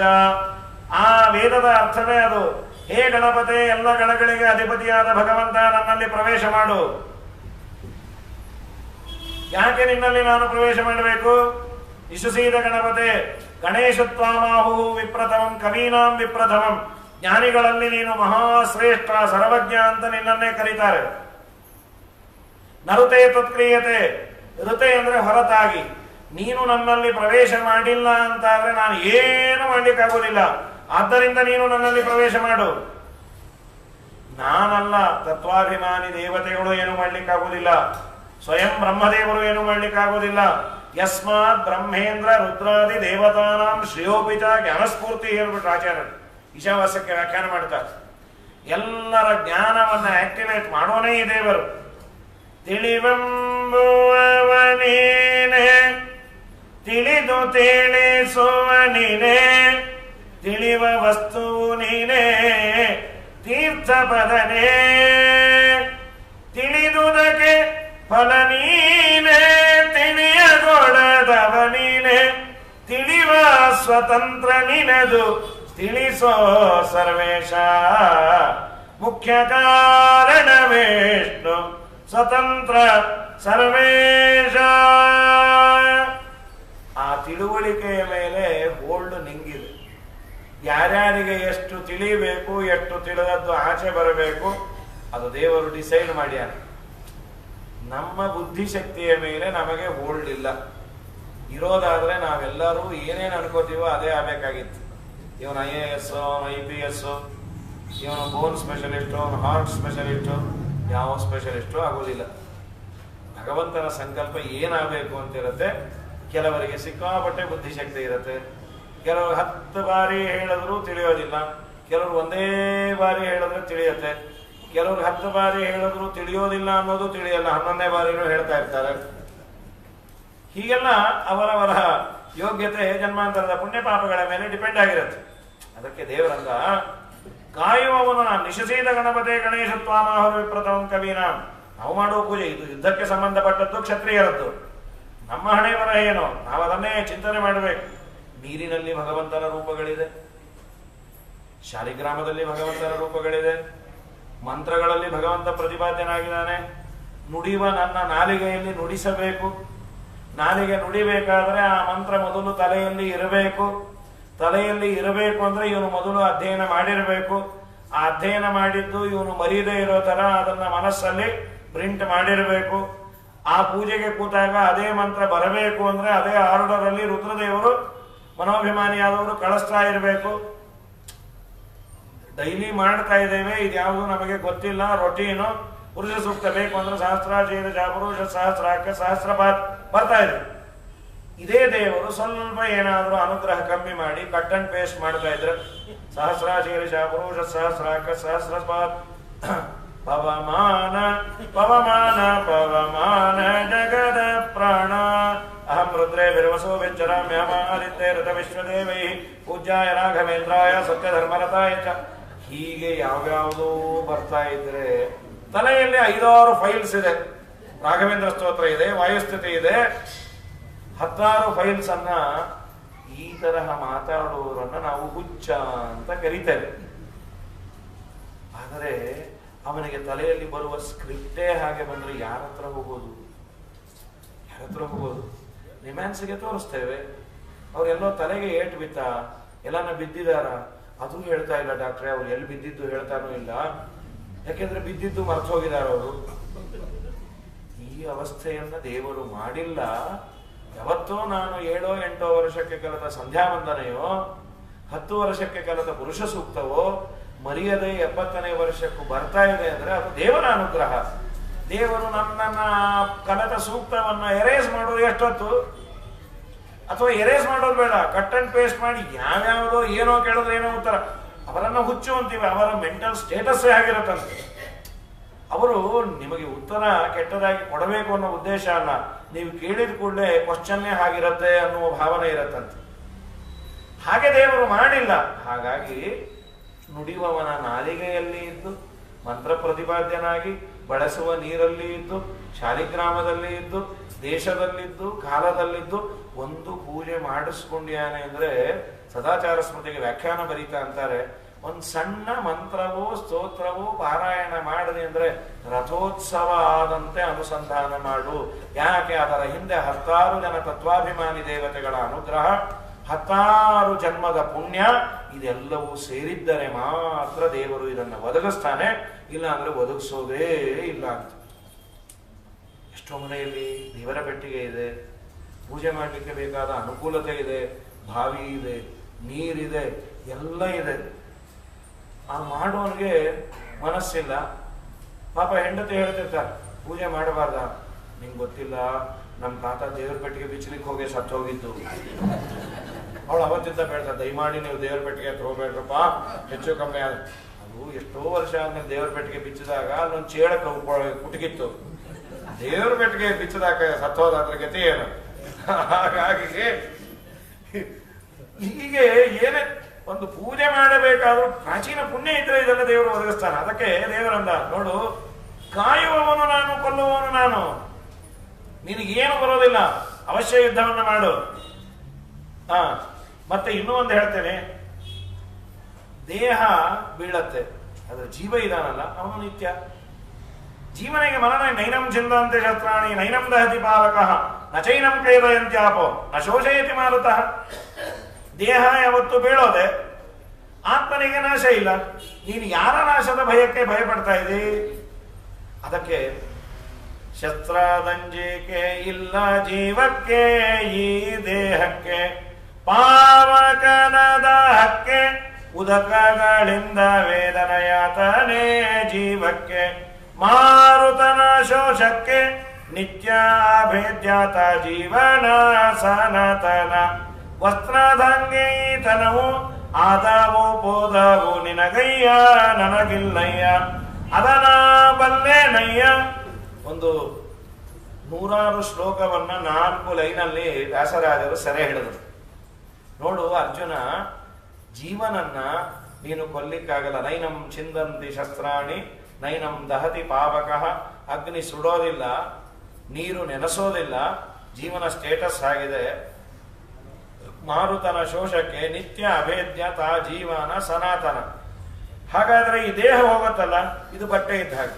ವಾಸಾಂಸಿ ಜೀರ್ಣಾನಿ ಯಥಾ ವಿಹಾಯ ನವಾನಿ ಗೃಹಾನಿ ನರೋಪರಾಣಿ. ಹಳೇ ಬಟ್ಟೆ ಹರಿದು ಹಾಳಾಗಿದೆ, ಅದನ್ನ ತೆಗೆದು ಹೊಸ ವಸ್ತ್ರವನ್ನು ಕೊಡ್ತೀವಿ ಅಂದ್ರೆ ಯಾರು ಬೇಡ ಅಂತಾರೆ? Exchange offer. ನೀವೇನು ಕೊಡೋದು ಬೇಡ, ನೀವು ಹುಟ್ಟಿರೋ ಹಳೆ ಪಂಚೆಯನ್ನ ಬಿಚ್ಚಿ ಇಲ್ಲೇ ಬಿಟ್ಟು ಹೋದ್ರೆ ನಿಮ್ಗೆ ಹೊಸ ಕೊಡ್ತೇವೆ. ಯಾಕೆ ನೀವು ಅಷ್ಟು ನಮ್ಮ ಮೇಲೆ ಅನುಗ್ರಹ ಮಾಡ್ತಾ ಇದ್ದೀರಿ? ನೀವು ಈ ರೋಡಲ್ಲಿ ಬಂದಾಗೆಲ್ಲ ಆ ಪಂಚೆ ವಾಸನೆ ತಡಿಲಿಕ್ಕೆ ಆಗ್ತಾ ಇಲ್ಲ, ಆದ್ರಿಂದ ಹೊಸ ಪಂಚೆ ನಾವು ಕೊಡ್ತಾ ಇದ್ದೀವಿ, ದಯಮಾಡಿ ನೀವು ಈ ಎಕ್ಸ್ಚೇಂಜ್ ಅನ್ನ ಅಕ್ಸೆಪ್ಟ್ ಮಾಡ್ಬೇಕು. ಯಾರು ಒಪ್ಪೋದಿಲ್ಲ.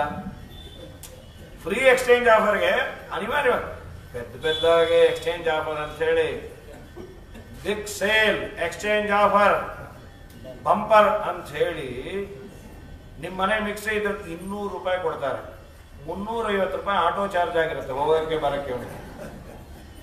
ಅದನ್ನು ತಂದಿರ್ತೇವೆ. ನಮ್ಮ ದೇವರು ಇನ್ನೂ ಒಂದು,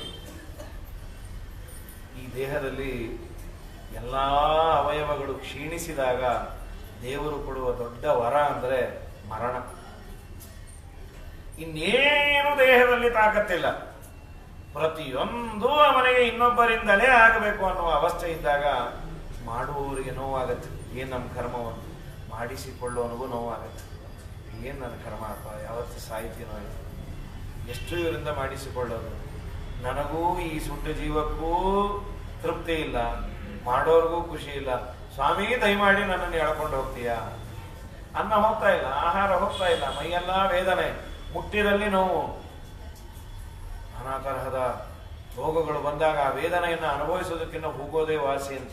ದೇವರು ಅದು ಏನು ದೇಹ ಕೊಡ್ತಾನೆ ಮಾಡ್ತಾನೆ ಅದು ನೆಕ್ಸ್ಟು. ಈ ದೇಹದಿಂದಂತೂ ತಗೊಂಡು ಹೋಗ್ತಾನಲ್ಲ, ಅಂತೂ ಹೋದರು. ವಾಸಾಂಸಿ ಜೀರ್ಣಾನಿ ಯಥಾ ವಿಹಾಯ.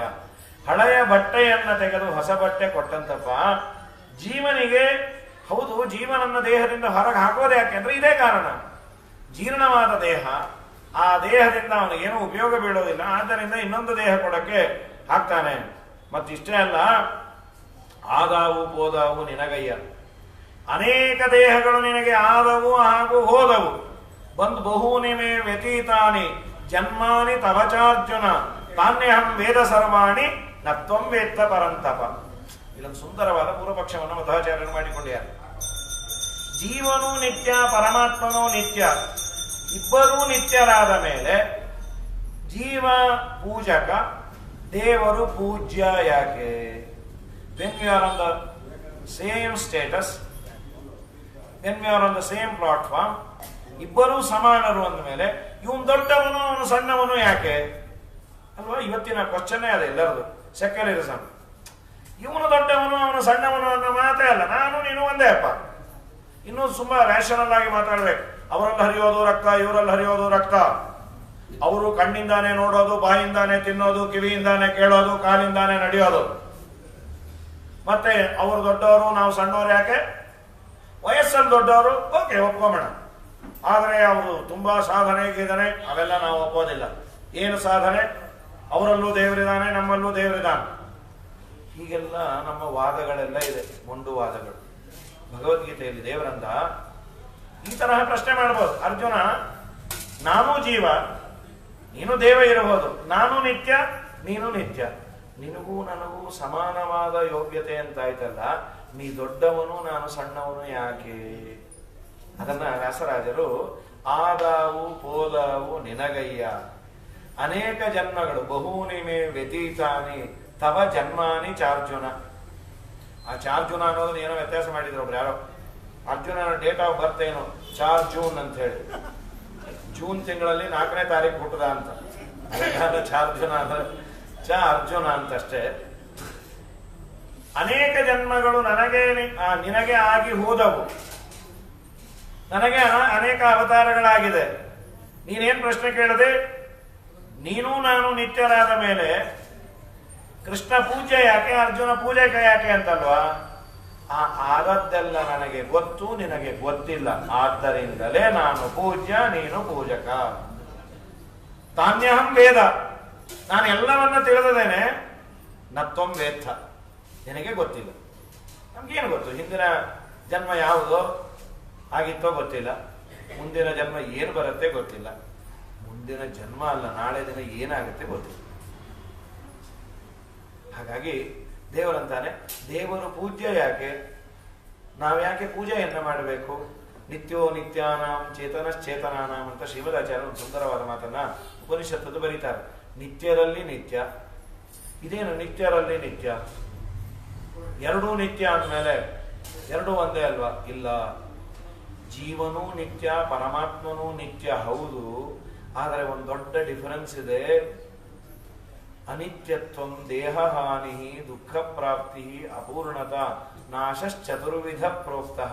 ಜೀವನಿಗೆ ನಾಶ ಇದೆ, ಪರಮಾತ್ಮನಿಗೆ ನಾಶ ಇಲ್ಲ. ಅಲ್ಲ, ಇಷ್ಟೊತ್ತರೆಗೂ ಭಗವದ್ಗೀತೆಯಲ್ಲಿ ನಾಶ ಇಲ್ಲ, ನೈನಂ ಚಿಂದಂತಿ ಶಸ್ತ್ರಾಣಿ ನೈನಂ ದಹತಿ ಪಾವಕ ಅಂದ್ರೆ ಮತ್ತೆ ಜೀವನಿಗೆ ನಾಶ ಇದೆ ಅಂದ್ರಲ್ಲ.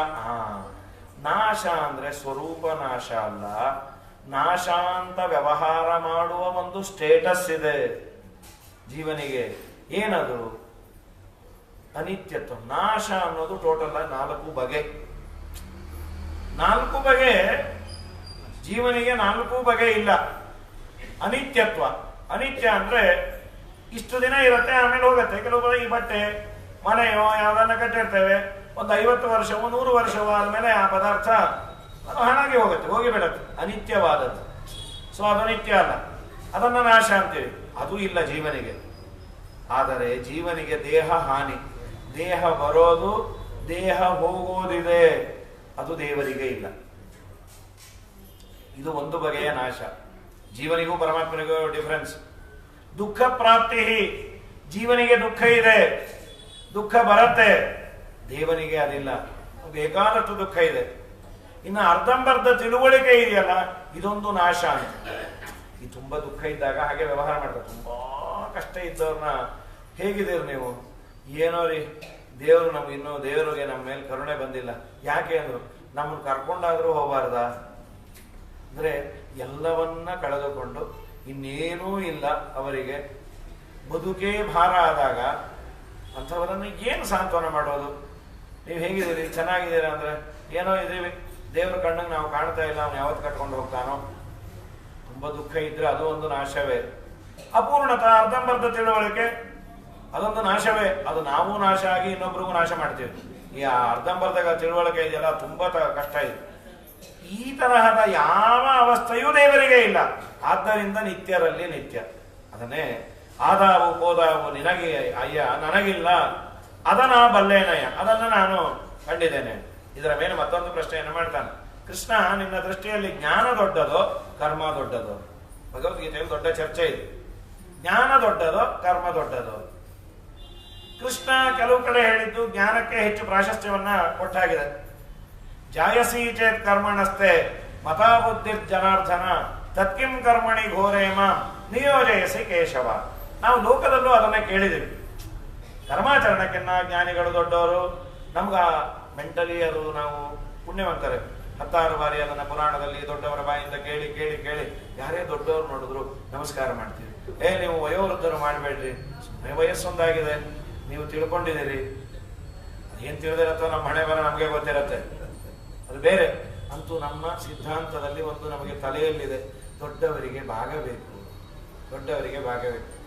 ದೊಡ್ಡವರು ಅಂದ್ರೆ ರಾಘವೇಂದ್ರ ಸ್ವಾಮಿಗಳು, ವ್ಯಾಸರಾಜರಂತ ಮಹಾನುಭಾವ. ವ್ಯಾಸರಾಜರಂತಾರೆ ಏನವರ ಸಜ್ಜನಿಕೆ ಅಂದ್ರೆ ಪರಮಾದಿಯನ್ನ ನಿಗ್ರಹ ಮಾಡಿ ಅದ್ಭುತವಾದ ಸಿದ್ಧಾಂತದ ಜಯ ಸಂಪಾದನೆ ಮಾಡಿ ಶ್ರೀಪಾದರಾಜರು ಅವರನ್ನ ಹೊಗಳಿದ್ರೆ ಅಂತಾರೆ, ಇದು ನಂದಲ್ಲ ಸ್ವಾಮಿ, ನಾನು ದಡ್ಡ ಅಂತ. ಬಂದ ಕೀರುತಿಯಲ್ಲ ಶ್ರೀಕೃಷ್ಣ ನಿನ್ನದಯ್ಯ, ಮಂದ ಮಾನವನಿಗಿದು ಅಳವಡುವುದೇನಯ್ಯ. ನಂದಿ ತೀರ್ಥರ ಮತ ಹೊಂದಿದ್ದ ಕಾರಣ ಸಂದೇಹ ಒಡಗಿತು, ಇಂದು ದರಾದಿ ವಂದ್ಯ ಶ್ರೀಕೃಷ್ಣ.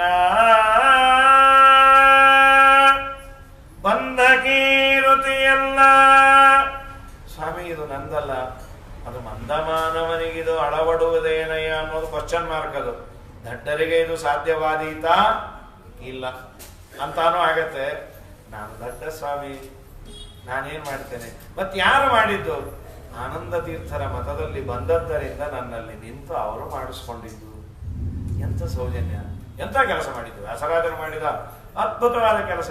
ಏನಾದ್ರೂ ನನಗೊಂದೆರಡು ಅಕ್ಷರ ಬಂದಿದೆ ಅಂದ್ರೆ ಅದು ಟೀಕಾಕೃತ್ಪಾದರ ಅನುಗ್ರಹ, ಶ್ರೀಮದ್ ಆನಂದ ತೀರ್ಥ ಭಗವತ್ಪಾದರ ಅನುಗ್ರಹ, ಪಾಠವನ್ನು ಹೇಳಿಕೊಟ್ಟು ಉದ್ಧಾರ ಮಾಡಿದ ಶ್ರೀಪಾದರಾಜರ ಅನುಗ್ರಹ, ಆಶ್ರಮ ಕೊಟ್ಟು ನನ್ನನ್ನು ಸಲಹಿ ಸಾಕಿದ ಬ್ರಹ್ಮಣ್ಯ ತೀರ್ಥರ ಅನುಗ್ರಹ. ನಂದೇನೂ ಅಲ್ಲ ಸ್ವಾಮಿ. ಒಂದೆರಡು ಅಕ್ಷರ ಬಂದ್ರೆ ನಮ್ಮ ತಲೆ ನಿಲ್ಲೋದಿಲ್ಲ. ಏನೋ ನಿಂಗೆಲ್ಲ ಬರುತ್ತಾ? ಇನ್ನು ಬನ್ನಿ, ನನ್ನ ಹತ್ರ ಪಾಠಕ್ಕೆ ಗೊತ್ತಾಗತ್ತೆ ಏನೇನ್ ಬರತ್ತೆ ಅಂತ ಅಂತೀವಿ.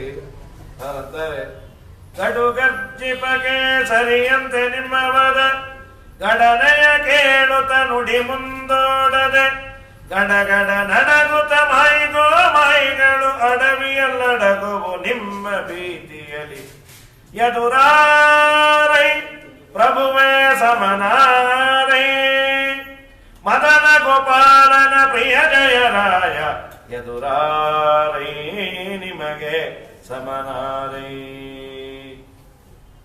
ಕುಟಿಲ ಮತಗಳೆಂಬ ಚಟುಲಂಧಕಾರಕ್ಕೆ ಪಟುತರ ತಪ್ತ ಪ್ರಕಾಶಿಕೆ ಎಂಬ ಚಟುಲ ತಪದಿಂದ ಖಂಡಿಸಿ ತೇಡು ಕಟದಿ ಮೆರೆದ ಭುಜ ಕಟಕಬ್ಜ ಮಿತ್ರ ಎದುರಾರೈ ನಿನಗೆ ಸಮನಾರೈ. ಈ ಮಾತಾಡ ಕಡೆ ಕೇಳ್ತಾರೆ ಶ್ರೀಮದಾಚಾರ್ಯ ಸ್ವಾಮಿ, ಮತ್ತೆ ಮತ್ತೆ ನಿಮ್ಮ ಮತದಲ್ಲಿ ಹುಟ್ಟು ಭಾಗ್ಯವನ್ನ ಕೊಟ್ಟು ಸಕಲ ವಿಭುದೋತ್ತಮರಲ್ಲಿ ನಮ್ರತೆಯು ಸುಖತೀರ್ಥರಲ್ಲಿ ಮುಖ್ಯ ಗುರುಭಾವನೆ ಮುಕುತಿ ಪ್ರದಾಯಕ ಸಿರಿಕೃಷ್ಣ ನಿನ್ನಲ್ಲಿ ಅಕಳಂಕವಾದ ನವವಿಧ ಭಕುತಿಯ ಜನುಮ ಜನುಮದಲ್ಲಿ ಕೊಡುಕಂಡ್ಯ ಹರಿಯೇ. ಈ ಮಾತನ್ನ ಆಡ್ತಾರೆ. ಸೊ ಅರ್ಜುನರ ಪ್ರಶ್ನೆಗೆ ಉತ್ತರವನ್ನ ಕೊಡಬೇಕು ಇಂಥ ಮಹಾಜ್ಞಾನಿಗಳು. ಜ್ಞಾನ ದೊಡ್ಡದು ಕರ್ಮ ಬಂಧನವ ಬಿಟ್ಟು, ಕರ್ಮ ಬಿಟ್ಟರೆ ಪ್ರತ್ಯವಾಯವದೆಷ್ಟು, ಫಲ ಬಿಟ್ಟು ನೀ ಮಾಡು ಕರ್ಮಗಳ ಸಮಾದೇಹಕ್ಕೆ ಫಲ ಕರ್ಮ ಕಾರಣವಲ್ಲ.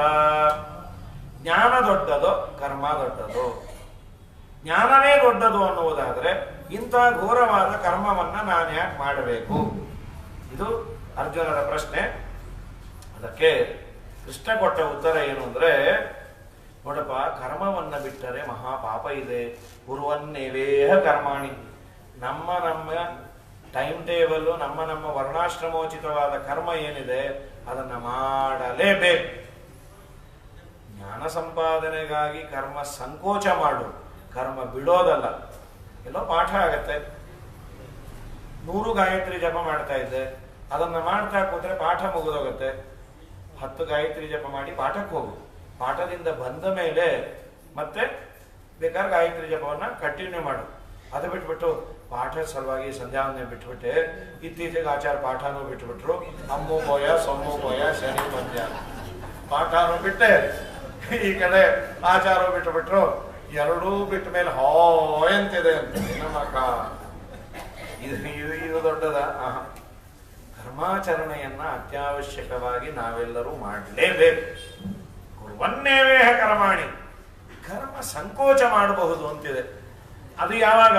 ಜ್ಞಾನ ಸಂಪಾದನೆಗಾಗಿ ಆ ಟೈಮನ್ನು ವಿನಿಯೋಗ ಮಾಡುವುದಾದರೆ, ಅಥವಾ ನಿನ್ನ ಮನೆಯಲ್ಲಿ ವಯೋವೃದ್ಧರು ಇದ್ದಾರೆ, ಹಿರಿಯರು, ತಂದೆಯೋ ತಾಯಿಯೋ ಅವ್ರ ಸೇವೆ ಮಾಡಬೇಕು.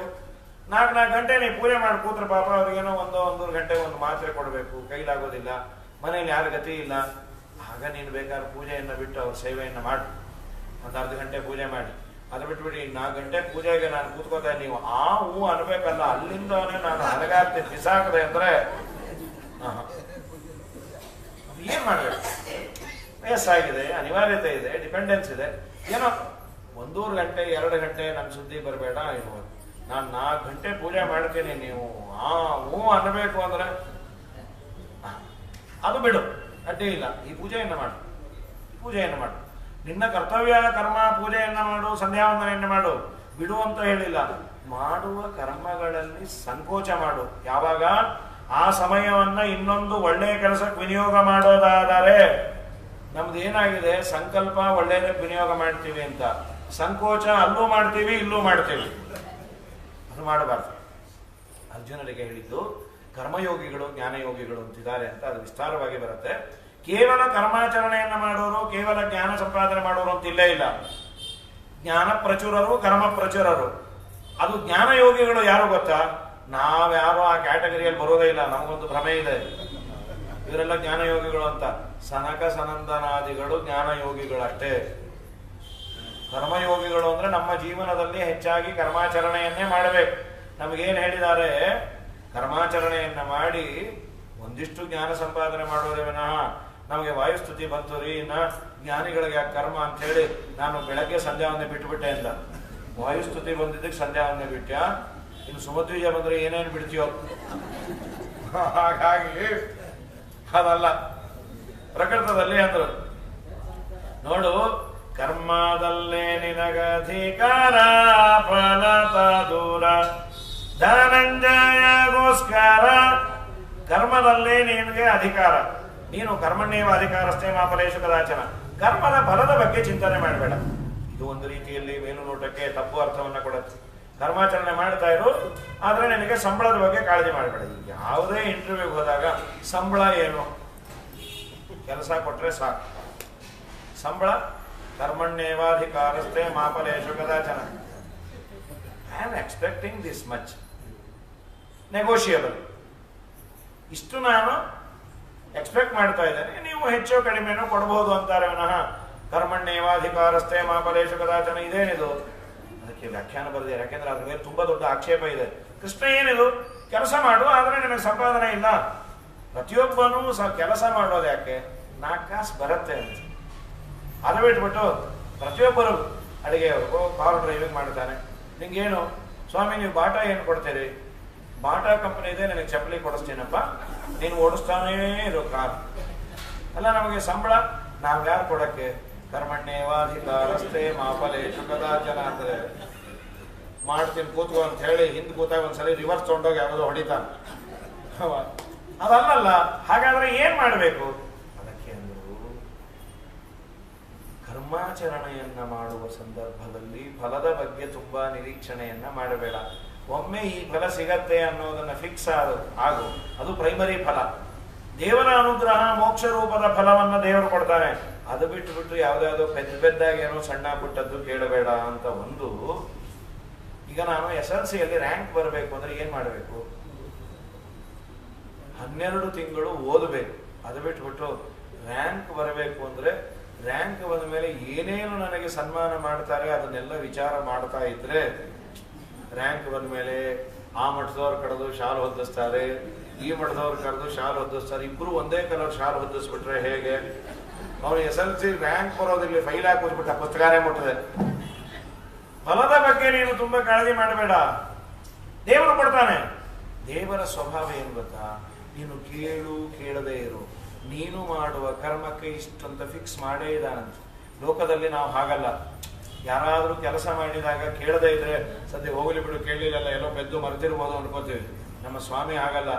ನೀನು ಕೇಳು, ಕೇಳದೇ ಇರು, ನಿನಗೆ ನಾನೇನು ಕೊಡಬೇಕು ಕೊಟ್ಟೇ ಕೊಡ್ತೇನೆ. ಪ್ರಾಮಾಣಿಕವಾಗಿ ನೀನು ನಿರಪೇಕ್ಷೆಯಿಂದ ಹರಿಪ್ರೀತನಾಗಲಿ ಅಂತ ಮಾಡು, ನಿನಗೆ ಎರಡೂ ಕೊಡ್ತೇನೆ. ಅಲ್ಲ ಲೌಕಿಕವಾದ ಇದೆಲ್ಲ ಬೋನಸ್ ಅಂತ ನಮ್ಮ ವಿಜಯರಾಯರಂತಾರೆ. ವೈದಿಕ ಪದವಿಯ ಐದಿಸುವವಗೆ ಲೌಕಿಕ ಐದಿಸುವುದು ಬಲು ಖ್ಯಾತೆ. ಮೈದೂನ ಗೊನಿದ ಶ್ರೀ ವಿಜಯ ವಿಠಲ ನಿನ್ನ ಪಾದ ಸಾಕ್ಷಿಯೇ ಅನುಭವವೋ. ನಿನ್ನ ಒಲುಮೆಯಿಂದ ನಿಖಿಳ ಜನರು ಬಂದು ಮನ್ನಿಸುವರು ಮಹಾರಾಯ. ಎನ್ನ ಪುಣ್ಯಗಳಿಂದ ಈ ಪರಿಯುಂಟೇನೋ, ನಿನ್ನದೇ ಸಕಲ ಸಂಪತ್ತು. ಕರ್ಮಾಚರಣೆಯನ್ನ ಮಾಡಲೇಬೇಕಪ್ಪ. ಆದರೆ ಕರ್ಮದಿಂದ ಬರುವ ಫಲದ ಬಗ್ಗೆ ತಲೆ ಕೆಡಿಸ್ಕೋಬೇಡ. ಯಾಕೆಂದ್ರೆ ಆಚಾರ್ಯರಂತಾರೆ, ಫಲ ಪಡೆಯುವುದರಲ್ಲಿ ನಿನಗೆ ಸ್ವಾತಂತ್ರ್ಯ ಇಲ್ಲ. ನಾನು ಇದನ್ನೇ ಪಡಿಬೇಕು ಅಂದ್ರೆ ದೇವರು ನಿನಗೆ ಅದನ್ನ ಕೊಡೋದಿಲ್ಲ. ನೀ ಮಾಡಿದ ಕರ್ಮ ಎಷ್ಟರ ಮಟ್ಟಿಗೆ ಅದು ನನಗ್ ಗೊತ್ತು. ನಾ ಕೊಟ್ಟಿದ್ದನ್ನ ನೀ ತಗೋಬೇಕು. ಕರ್ಮಾಚರಣೆಯನ್ನು ಮಾಡಬೇಕಾದ್ರೂ ಇಲ್ಲ ಸ್ವಾತಂತ್ರ್ಯ. ವಿವೇಕ ಅಂತೂ ಇದೆ. ಈಗ ನೋಡಿ, ಒಂದು ಬೋರ್ಡ್ ಬರೆದು ಹಾಕಿದ್ದಾರೆ. ಪಾಂಪ್ಲೆಟ್ಗಳಲ್ಲಿ ಬೋರ್ಡ್ ಇರುತ್ತೆ. ಈ ಸೇವೆ ಮಾಡಿಸಿದವರಿಗೆ ಇಂತಿಂತದ್ದು ಏನೋ ಕೊಡ್ತಾರೆ. ಸೇವಾ ಕರ್ತೃಗಳಿಗೆ, ಸರ್ವ ಸೇವೆ ಮಾಡಿಸಿದವರಿಗೆ ಒಂದು ಶಾಲು, ಇನ್ನೇನೋ ದೊಡ್ಡ ಬೃಹತಿ ಸಹಸ್ರವೋ ಯಾವುದೋ ಹೋಮ ಇದ್ದಾಗ ಒಂದು ಕಲಶವನ್ನ ಕೊಡ್ತೇವೆ. ಸೊ ಆಗ ನಾನು ಆಪ್ಟ್ ಮಾಡ್ಕೋಬಹುದು ನನಗೆ ಬೇಕಾದದ್ದನ್ನು. ಪೂಜೆಯನ್ನ ಮಾಡಬೇಕಾದ್ರೆ ಈ ತರಹದ ಪೂಜೆಯನ್ನ ಮಾಡಿದರೆ ದೇವರು ಒಲಿತಾನೆ. ಟು ಸಮ್ ಎಕ್ಸ್ಟೆಂಟ್ ನನ್ನಲ್ಲಿ ಚೂರು ಕರ್ತೃತ್ವ ಇದ್ದದ್ದರಿಂದ ಐ ಕ್ಯಾನ್ ಡು. ನಾನು ಈ ಪೂಜೆಯನ್ನು ಮಾಡಬಹುದು. ಅದೇ ಫಲವನ್ನ ಪಡಿಬೇಕಾದ್ರೆ ನೋ ಅಂತ ದೇವರು. ನೀನು ಹೇಗೆ ಮಾಡಿದಿ ಅನ್ನೋದು ನಂಗೆ ಗೊತ್ತು. ಭಕ್ತಿಯಿಂದ ಮಾಡಿದೆಯೋ ಇಲ್ಲೋ. ಈ ರಾಯರ ಕಥೆಯನ್ನ ಹೇಳಬೇಕಾದ್ರೆ ಒಂದು ಮೈಸೂರು ಮಹಾರಾಜರು ಹಿಂದೆ ಹೇಳೋರು, ಮೈಸೂರಿನ ಅರಮನೆಯಲ್ಲಿ ಒಂದು ಬೃಂದಾವನ ರಾಯರ ಪ್ರತೀಕ ಇದೆ ಅಂತ. ಅದು ಯಾಕೆ ಅಂದ್ರೆ ಒಬ್ಬ ರಾಜರು ತಾವು ಮಾಡಿದ್ದು ಅಂತ ಅವರಿಗೆ ಸ್ವಪ್ನದಲ್ಲಿ ಆಯ್ತು ಅಂತ. ಅದು ಒಂದು ಕಥೆಯನ್ನ ಹೇಳೋರು. ಹಿಂದೆ ಯಾವುದೋ ಒಬ್ಬ ವ್ಯಕ್ತಿ ರಾಯರ ಸೇವೆಯನ್ನ ತುಂಬ ಮಾಡಿ ಏನು ಸ್ವಪ್ನ ವಿಪ್ನ ಆಗಲಿಲ್ಲ. ಸರಿ, ಅವ್ರು ಏನ್ ಮಾಡಿದ್ರು, ತಿರುಪತಿ ಶ್ರೀನಿವಾಸನಿಗೆ ಒಂದು ಲೆಟರ್ ಬರೆದು ಹುಂಡಿಲಿ ಹಾಕಿದ್ರಂತೆ. ರಾಯರ ಸೇವೆಯನ್ನ ಮಾಡಿದ್ರೆ ಎಲ್ಲ ಫಲ ಕೊಡ್ತಾರೆ ಅಂತ ಇದೆ, ನಾನೇನು ಎಲ್ಲ ಮಾಡಿದೆ, ಅವರೇನು ಫಲ ಕೊಟ್ಟಿಲ್ಲ. ಮಾರನೇ ದಿವಸ ಅವರಿಗೆ ಒಂದು ಸ್ವಪ್ನ, ಒಂದು ಕೋರ್ಟು, ಅಲ್ಲಿ ಶ್ರೀನಿವಾಸ ದೇವರು ಜಡ್ಜು, ಈ ಕಡೆ ರಾಯರು ಆರ್ಗ್ಯುಮೆಂಟ್ಗೆ, ಆ ಕಡೆ ಅಪೀಲ್ಗೆ ಹೋದಂತ ವ್ಯಕ್ತಿ. ಶ್ರೀನಿವಾಸ ದೇವರು ಅಲ್ಲಿ ಕೂತ ಯಾರೋ ಶ್ರೀನಿವಾಸ ದೇವರೇ ವಕಾಲತ್ತು ವಹಿಸ್ಯಾರ. ಏನ್ರಪ್ಪ ಇವ್ರು ನಿಮ್ಮ ಸೇವೆ ಮಾಡಿದ್ ನಿಜಾನಾ? ಹೌದು ಸ್ವಾಮಿ, 48 ದಿವಸ ಚೆನ್ನಾಗಿ ಸುತ್ತಿದ್ದಾರೆ. ಹೌದು, ಅಪ್ಪಣ್ಣಾಚಾರ್ಯರು ನಿಮ್ಮ ಸ್ತೋತ್ರದಲ್ಲಿ ಬೇಕಾದಷ್ಟು ಹೇಳಿದ್ದಕ್ಕೆ ಸಾಕ್ಷಿ ಹಯ ಸ್ತೋತ್ರಹಿ ಅಂತೆಲ್ಲ ಇದೆ. ಹೌದು ಸ್ವಾಮಿ, ಅದೆಲ್ಲ ಇದೆ. ಮತ್ತೆ ಅವರು ಕೇಳಿದ್ದನ್ನ ನೀವು ಯಾಕೆ ಕೊಟ್ಟಿಲ್ಲ? ಸ್ವಾಮಿ, ಅವರು ಪ್ರದಕ್ಷಿಣೆ ಮಾಡಿದ್ದು ನಿಜ. ಅವರು ಕೇಳಿದ್ದು ನಾನು ರಾಜನಾಗಬೇಕು ಅಂತ, ನಾವು ಕೊಡಬಹುದಾಗಿತ್ತು. ಆದರೆ ಅವರು ಒಂದೊಂದು ಪ್ರದಕ್ಷಿಣೆಯನ್ನು ಅವ್ರು ಮಾಡಿದ್ದೇನು ಅಂದ್ರೆ, ರಾಜನಾದಾಗ ಯಾವ ಕುದುರೆ ಮೇಲೆ ಕೂತ್ಕೊಂಡು ಪ್ರದಕ್ಷಿಣೆ, ಆನೆ ಮೇಲೆ ಪ್ರದಕ್ಷಿಣೆ, ನಾನು ರಾಜನಾದಾಗ ನನ್ನ ಅರಮನೆ ಹೇಗಿರಬೇಕು, ಇದೇ ಚಿಂತನೆ ಮಾಡಿದಾರೋ ಇಲ್ಲೋ ಕೇಳಿದ್ರಿ ಸ್ವಾಮಿ. ಏನ್ ಸ್ವಾಮಿ ನೀವು ಕೇಳಿದ್ದು ನಿಜಾನ? ಹೌದು ಸ್ವಾಮಿ, ಸಡನ್ ಆಗಿ ರಾಜ ಆಗ್ಬಿಟ್ಟೆ ಅಂದ್ರೆ ಆಮೇಲೆಲ್ಲ ಆಗೋದಿಲ್ಲ, ಅದಕ್ಕೆ ನಾನು ಪ್ರದಕ್ಷಿಣೆಯಲ್ಲೇ ವಿಚಾರ ಮಾಡ್ತಾ ಇದ್ದೆ. ನೀವೇ ಹೇಳಿ ಕೊಡಬೇಕಾ ಇಲ್ವಾ? ಇಲ್ಲ ಇಲ್ಲ, ಪ್ರದಕ್ಷಿಣೆ ಹಾಕಬೇಕಾದ್ರೆ ಶುದ್ಧ ಮನಸ್ಕನಾಗಿ ರಾಯರ ಗುಣಚಿಂತನೆಯನ್ನ ಮಾಡ್ತಾ, ರಾಯರ ಅಂತರ್ಯಾಮಿಯಾದ ಭಗವಂತನ ಗುಣಚಿಂತನೆ ಮಾಡಬೇಕಾಗಿತ್ತು. ನೀವು ಮಾಡಿದ್ದು ತಪ್ಪು. ಮತ್ತೆ ಈಗೇನ್ ಮಾಡಬೇಕು? ಆದ್ದರಿಂದ ನಿಮ್ಮ ಅಪ್ಲಿಕೇಶನ್ ಅನ್ನ, ಅಪೀಲನ್ನ ರಿಜೆಕ್ಟ್ ಮಾಡಿದೀವಿ. ಮತ್ತೊಮ್ಮೆ ಮಾಡಿ, ಮತ್ತೊಮ್ಮೆ ಪ್ರದಕ್ಷಿಣೆಯನ್ನ ಮಾಡಿ ಆದ ಮೇಲೆ ರಾಯರು ಮುಂದಿನ ಜನ್ಮದಲ್ಲಿ ರಾಜನನ್ನಾಗಿ ಮಾಡಿದ್ರು, ಸ್ವಪ್ನದಲ್ಲಿ ಬಂದು ಆಮೇಲೆ ಅವರು ವೃಂದಾವನ ಪ್ರತಿಷ್ಠಾಪನೆ ಮಾಡಿದ್ರು ಅಂತ. ಹಾಗಾಗಿ ನಾನು ಮಾಡುವ ಕೆಲಸ ಮೇಲು ನೋಟಕ್ಕೆ ಚೆನ್ನಾಗಿ ಕಾಣಬಹುದು. ಏನು ಮಂಗಳಾರತಿ ಮಾಡಿದ್ರು, ಏನು ಧೂಪ, ಅಯ್ಯೋ ಅವ್ರು ಹಾಕಿದ ಧೂಪ ಪಕ್ಕದ ಮನೆಯವರು ಕೆಮ್ತಾ ಇದ್ರು, ಅಂಥ ಧೂಪ ದೀಪ. ಒಳಗೆ ಭಕ್ತಿ, ಅದು ದೇವರು ಗೊತ್ತು, ನಮ್ಗೆ ಗೊತ್ತು. ದೇವರಂತಾನೆ ಅದಕ್ಕೆ ಫಲದಲ್ಲಿ ನನಗೆ ಅಧಿಕಾರ ಇಲ್ಲ. ಫಲ ಕೊಡಬೇಕಾದ್ರೆ ನಾನು ಕ್ವಾಲಿಟಿ ಚೆಕ್ ಮಾಡೇ ಕೊಡೋದು. ಪ್ರಾಡಕ್ಟ್ ಮೇಲು ನೋಟಕ್ಕೆ ಹಾಗೆ ಇರುತ್ತೆ. ಈ ಸಿಕ್ಕಾಪಟ್ಟೆ ISO ಬೇರೆ ಬೇರೆ ಕೊಡಬೇಕಾದ್ರೆ 9002 ಅದೆಲ್ಲ ಕೊಡಬೇಕಾದ್ರೆ ಈ ಕೆಲವೆಲ್ಲ ಚೂರೇ ಚೂರು ಹಾಳಾಗಿರೋ ಪ್ರಾಡಕ್ಟ್ ಸೇಲ್ಗಿದೆ ಅಂತಾರೆ. ಅದು ಎಲ್ಲ ಹಾಳಾಗಿದೆ ಅನ್ನೋದೇ ನಮಗೆ ಗುರ್ಸೋದು ಕಷ್ಟ. ಎಲ್ಲೋ ಒಂದು ಡಾಟ್ ಇರತ್ತಂತದ್ದು ಗೊತ್ತೇ ಆಗೋದಿಲ್ಲ ನಮಗೆ. ಆದರೆ ಕ್ವಾಲಿಟಿ ಕಂಟ್ರೋಲ್ ಅಲ್ಲಿ ಇದ್ದಾರೆ. ರಿಜೆಕ್ಟ್. ಯಾಕೆ? ಅಲ್ಲಿ ನೋಡ್ರಿ ಡಾಟ್, ಅವರು ಅದು ಗೊತ್ತಿರತ್ತೆ, ನಮ್ಗೆ ಗೊತ್ತಾಗೋದಿಲ್ಲ. ಹಾಗಾಗಿ ಫಲ ಕೊಡಬೇಕಾದ್ರೆ ದೇವರು ನೀ ಮಾಡಿದ ಕ್ರಿಯೆಯನ್ನ ಮಾತ್ರ ನೋಡಲ್ಲ, ಅದರ ಹಿಂದೆ ಇದ್ದ ಇನ್ವಾಲ್ವ್ಮೆಂಟ್ ಅನ್ನ ನೋಡ್ತೇನೆ, ಅದನ್ನ ನೋಡಿ ನಿನಗೆ ಕೊಡೋದು ಅಂತ ಹೇಳಿ ಕಡೆಯಲ್ಲಿ ಕ್ಷರ ಅಕ್ಷರ ಎರಡಕ್ಕೂ ಉತ್ತಮಾನು, ಘೋರ ನರಕದ ಲೋಭ ಕಾಮನು ನಾನು, ಸಾರಾದಾನವು ಸಜ್ಜನರ ಹಸ್ತದಲ್ಲಿ, ಭೂರಿ ದಕ್ಷಿಣೆ ನೀಡೋ ಸತ್ಪಾತ್ರರಲ್ಲಿ. ದ್ವಾಮಿಮೌ ಪುರುಷೌ ಲೋಕೆ ಕ್ಷರಶ್ಚಾಕ್ಷರ ಏವಚ. ಕ್ಷರರು ಅಕ್ಷರರು. ಕ್ಷರ ಅಂದ್ರೆ ನಾಶವುಳ್ಳ ದೇಹ, ಅಕ್ಷರ ಅಂದ್ರೆ ನಾಶ ಇಲ್ಲದ ದೇಹ. ಕ್ಷರರು ಅಂದ್ರೆ ಬ್ರಹ್ಮದೇವರ ಪರ್ಯಂತ, ಅಕ್ಷರರು ಅಂದ್ರೆ ಮಹಾಲಕ್ಷ್ಮೀ ದೇವಿ ಒಬ್ಬಳು. ಅವರಿಬ್ಬರಕ್ಕಿನ್ನ ಉತ್ತಮ ನಾನೊಬ್ಬನೇ ಅಂತ. ಘೋರ ನರಕದ ಲೋಭ ಕಾಮನು ನಾನು. ಸಾರ ದಾನವು, ಯಾವುದು ದಾನ ಶ್ರೇಷ್ಠವಾದದ್ದು? ಸಜ್ಜನರಿಗೆ ಸತ್ಪಾತ್ರರಿಗೆ ದಾನ ಕೊಡೋದು, ನೀನು ಅದನ್ನ ಕೊಡುವುದು. ಸರ್ವದಾನಕ್ಕೆ ಕಡೆಗೆ ಉಪಸಂಹಾರ ಮಾಡ್ತಾರೆ. ಸರ್ವದಾನಕ್ಕಿಂತ ಎನ ಭಕ್ತಿ ಕೇಳೋ ಭೂಶಕ್ತಿ, ಮಾಡಯ್ಯ ವಿರಕ್ತಿ. ಎಲ್ಲಾ ದಾನಕ್ಕಿಂತ ಶ್ರೇಷ್ಠವಾದದ್ದು ನನ್ನಲ್ಲಿ ಭಕ್ತಿ, ಅಥವಾ ಎಲ್ಲಾ ದಾನಗಳಿಂದ ಪಡೆಯಬೇಕಾದ ರಿಸಲ್ಟ್ ಏನು ಅಂದ್ರೆ ದೇವರಲ್ಲಿ ಭಕ್ತಿ. ಸರ್ವಂ ಕರ್ಮಾಖಿಲಂ ಪಾರ್ಥ ಜ್ಞಾನೇ ಪರಿಸಮಾಪ್ಯತೆ. ಮೋಹ ಎನ್ನಿಂದ ನೀನು ವೈರಾಗ್ಯವನ್ನ ತಾಳು. ಕೃಷ್ಣ ಹರಣವಾಯ್ತು ನಿನ್ನಿಂದ, ಮೋಹ ಎನ್ನಿಂದ ನಷ್ಟೋ ಮೋಹ ಸ್ಮೃತಿರ್ಲಬ್ಧ್ವ. ನನ್ನ ಮೋಹ ಎಲ್ಲ ಹೋಯಿತು ನಿನ್ನ ವಾಕ್ಯದಿಂದ. ಕೃಷ್ಣ ಭೀಮಾನುಜರ ಸಂವಾದ, ಮಹಾಸುಖಪ್ರದ ಧೃತರಾಷ್ಟ್ರ ಕೇಳಿದ. ಬಲ್ಲೇನು ವ್ಯಾಸರ ದಯದಿಂದ ಮನಸ್ಸಿಂದ, ಕೃಷ್ಣನಲ್ಲೇ ಜಯವೆಂದ. ವ್ಯಾಸರಾಜರು ಕೃಷ್ಣ ಭೀಮಾನುಜರ ಸಂವಾದವನ್ನ ಯಾರು ಕೇಳ್ತಾರೆ ಅವರಿಗೆ ಮಹಾಸುಖಪ್ರದ. ಧೃತರಾಷ್ಟ್ರ ಕೇಳಿ ವೇದವ್ಯಾಸರ ದಯದಿಂದ ಮನಸ್ಸಿನಲ್ಲಿ ಕೃಷ್ಣನಲ್ಲೇ ಜಯವೆಂದ. ಯತ್ರ ಯೋಗೇಶ್ವರ ಕೃಷ್ಣ ಯತ್ರ ಪಾರ್ಥೋ ಧನುರ್ಧರ, ತತ್ರ ಶ್ರೀ ವಿಜಯೋರ್ಭೂತಿ ಧ್ರುವಾನೀತಿರ್ ಮತಿರ್ಮಮ ಅಂತ. ಕೃಷ್ಣ ಇದ್ದಲ್ಲಿ ಜಯ ಅಂತ ಸಂಗ್ರಹವಾಗಿ ವ್ಯಾಸರಾಜರು ಸಮಗ್ರ ಭಗವದ್ಗೀತೆಯನ್ನ ಪುಟ್ಟದಾಗಿ ಪ್ರಿಸೈಸ್ ಆಗಿ ಏನು ಹೇಳಿದ್ದಾರೆ ಅನ್ನೋದನ್ನ. ಆದರೆ ಭಗವದ್ಗೀತೆಯನ್ನು 16 ಬಾರಿ ಕೇಳಿದವರಿಗೆ ಇದನ್ನ ಓದಿದ ಕೂಡಲೇ ಎಲ್ಲ ಸ್ಫುರಣೆ ಬರುತ್ತೆ. ಇದನ್ನೇ ಓದಿದರು ಇಷ್ಟು ಸ್ಫುರಣೆಗೆ ಬಂದ್ರು ಬಹಳ ಪುಣ್ಯ. ನಮ್ಮ ಕರ್ತವ್ಯದಲ್ಲಿ ನಾವು ತೊಡಗ್ತೀವಿ. ಆಗ ಅಲ್ಲಿ ಯುದ್ಧ ಆಯಿತು, ನಮ್ಮ ಮನೆಯಲ್ಲಿ ಯುದ್ಧ ನಿಲ್ಲತ್ತೆ. ಕರ್ತವ್ಯ ಕರ್ಮ ಅವ್ರವ್ರದ್ದು ಅವ್ರು ಮಾಡ್ಕೊಂಡು ಹೋಗ್ತಾ ಇದ್ದಾಗ ಯುದ್ಧ ಕಮ್ಮಿ ಆಗತ್ತೆ. ಇಲ್ಲಾಂದ್ರೆ ನೀ ಮಾಡಕ್ಕೇನು ನಾವೇ ಮಾಡ್ಕೊಡ್ಬೇಕು, ನೀವೇ ಎಲ್ಲ ಸುಮ್ಮನೆ ಕುಡಿಬೇಕು ಕಾಫಿ. ನೀವು ಒಂದ್ಸಲಿ ಮಾಡ್ರಿ, ಇವೆಲ್ಲ ಗಲಾಟೆಗಳು ನಿಲ್ಲತ್ತೆ. ಈ ಭಗವದ್ಗೀತಾ ಸಾರವನ್ನು ಪಾನ ಮಾಡಿದರೆ ಅದನ್ನು ವ್ಯಾಸರಾಜರು ನಮಗೂ ನಿಮಗೂ ಮಾಡಿಸಿ ಮನಸ್ಸಿಗೆ ನೆಮ್ಮದಿಯನ್ನು ಕೊಡಲಿ ಅಂತ ಹೇಳ್ತಾ ಈ ಒಂದು ಅಭಿಯಾನದಲ್ಲಿ ನನಗೂ ಅವಕಾಶವನ್ನು ಮಾಡಿಕೊಟ್ಟ ಇಲ್ಲಿನ ಎಲ್ಲ ಪದಾಧಿಕಾರಿಗಳಿಗೆ ಅಭಿನಂದನೆಗಳು. ನಿಮಗೆಲ್ಲರಿಗೂ ಭಗವಂತ ವಿಶೇಷ ಅನುಗ್ರಹ ಮಾಡಲಿ ಅಂತ ಯಾರು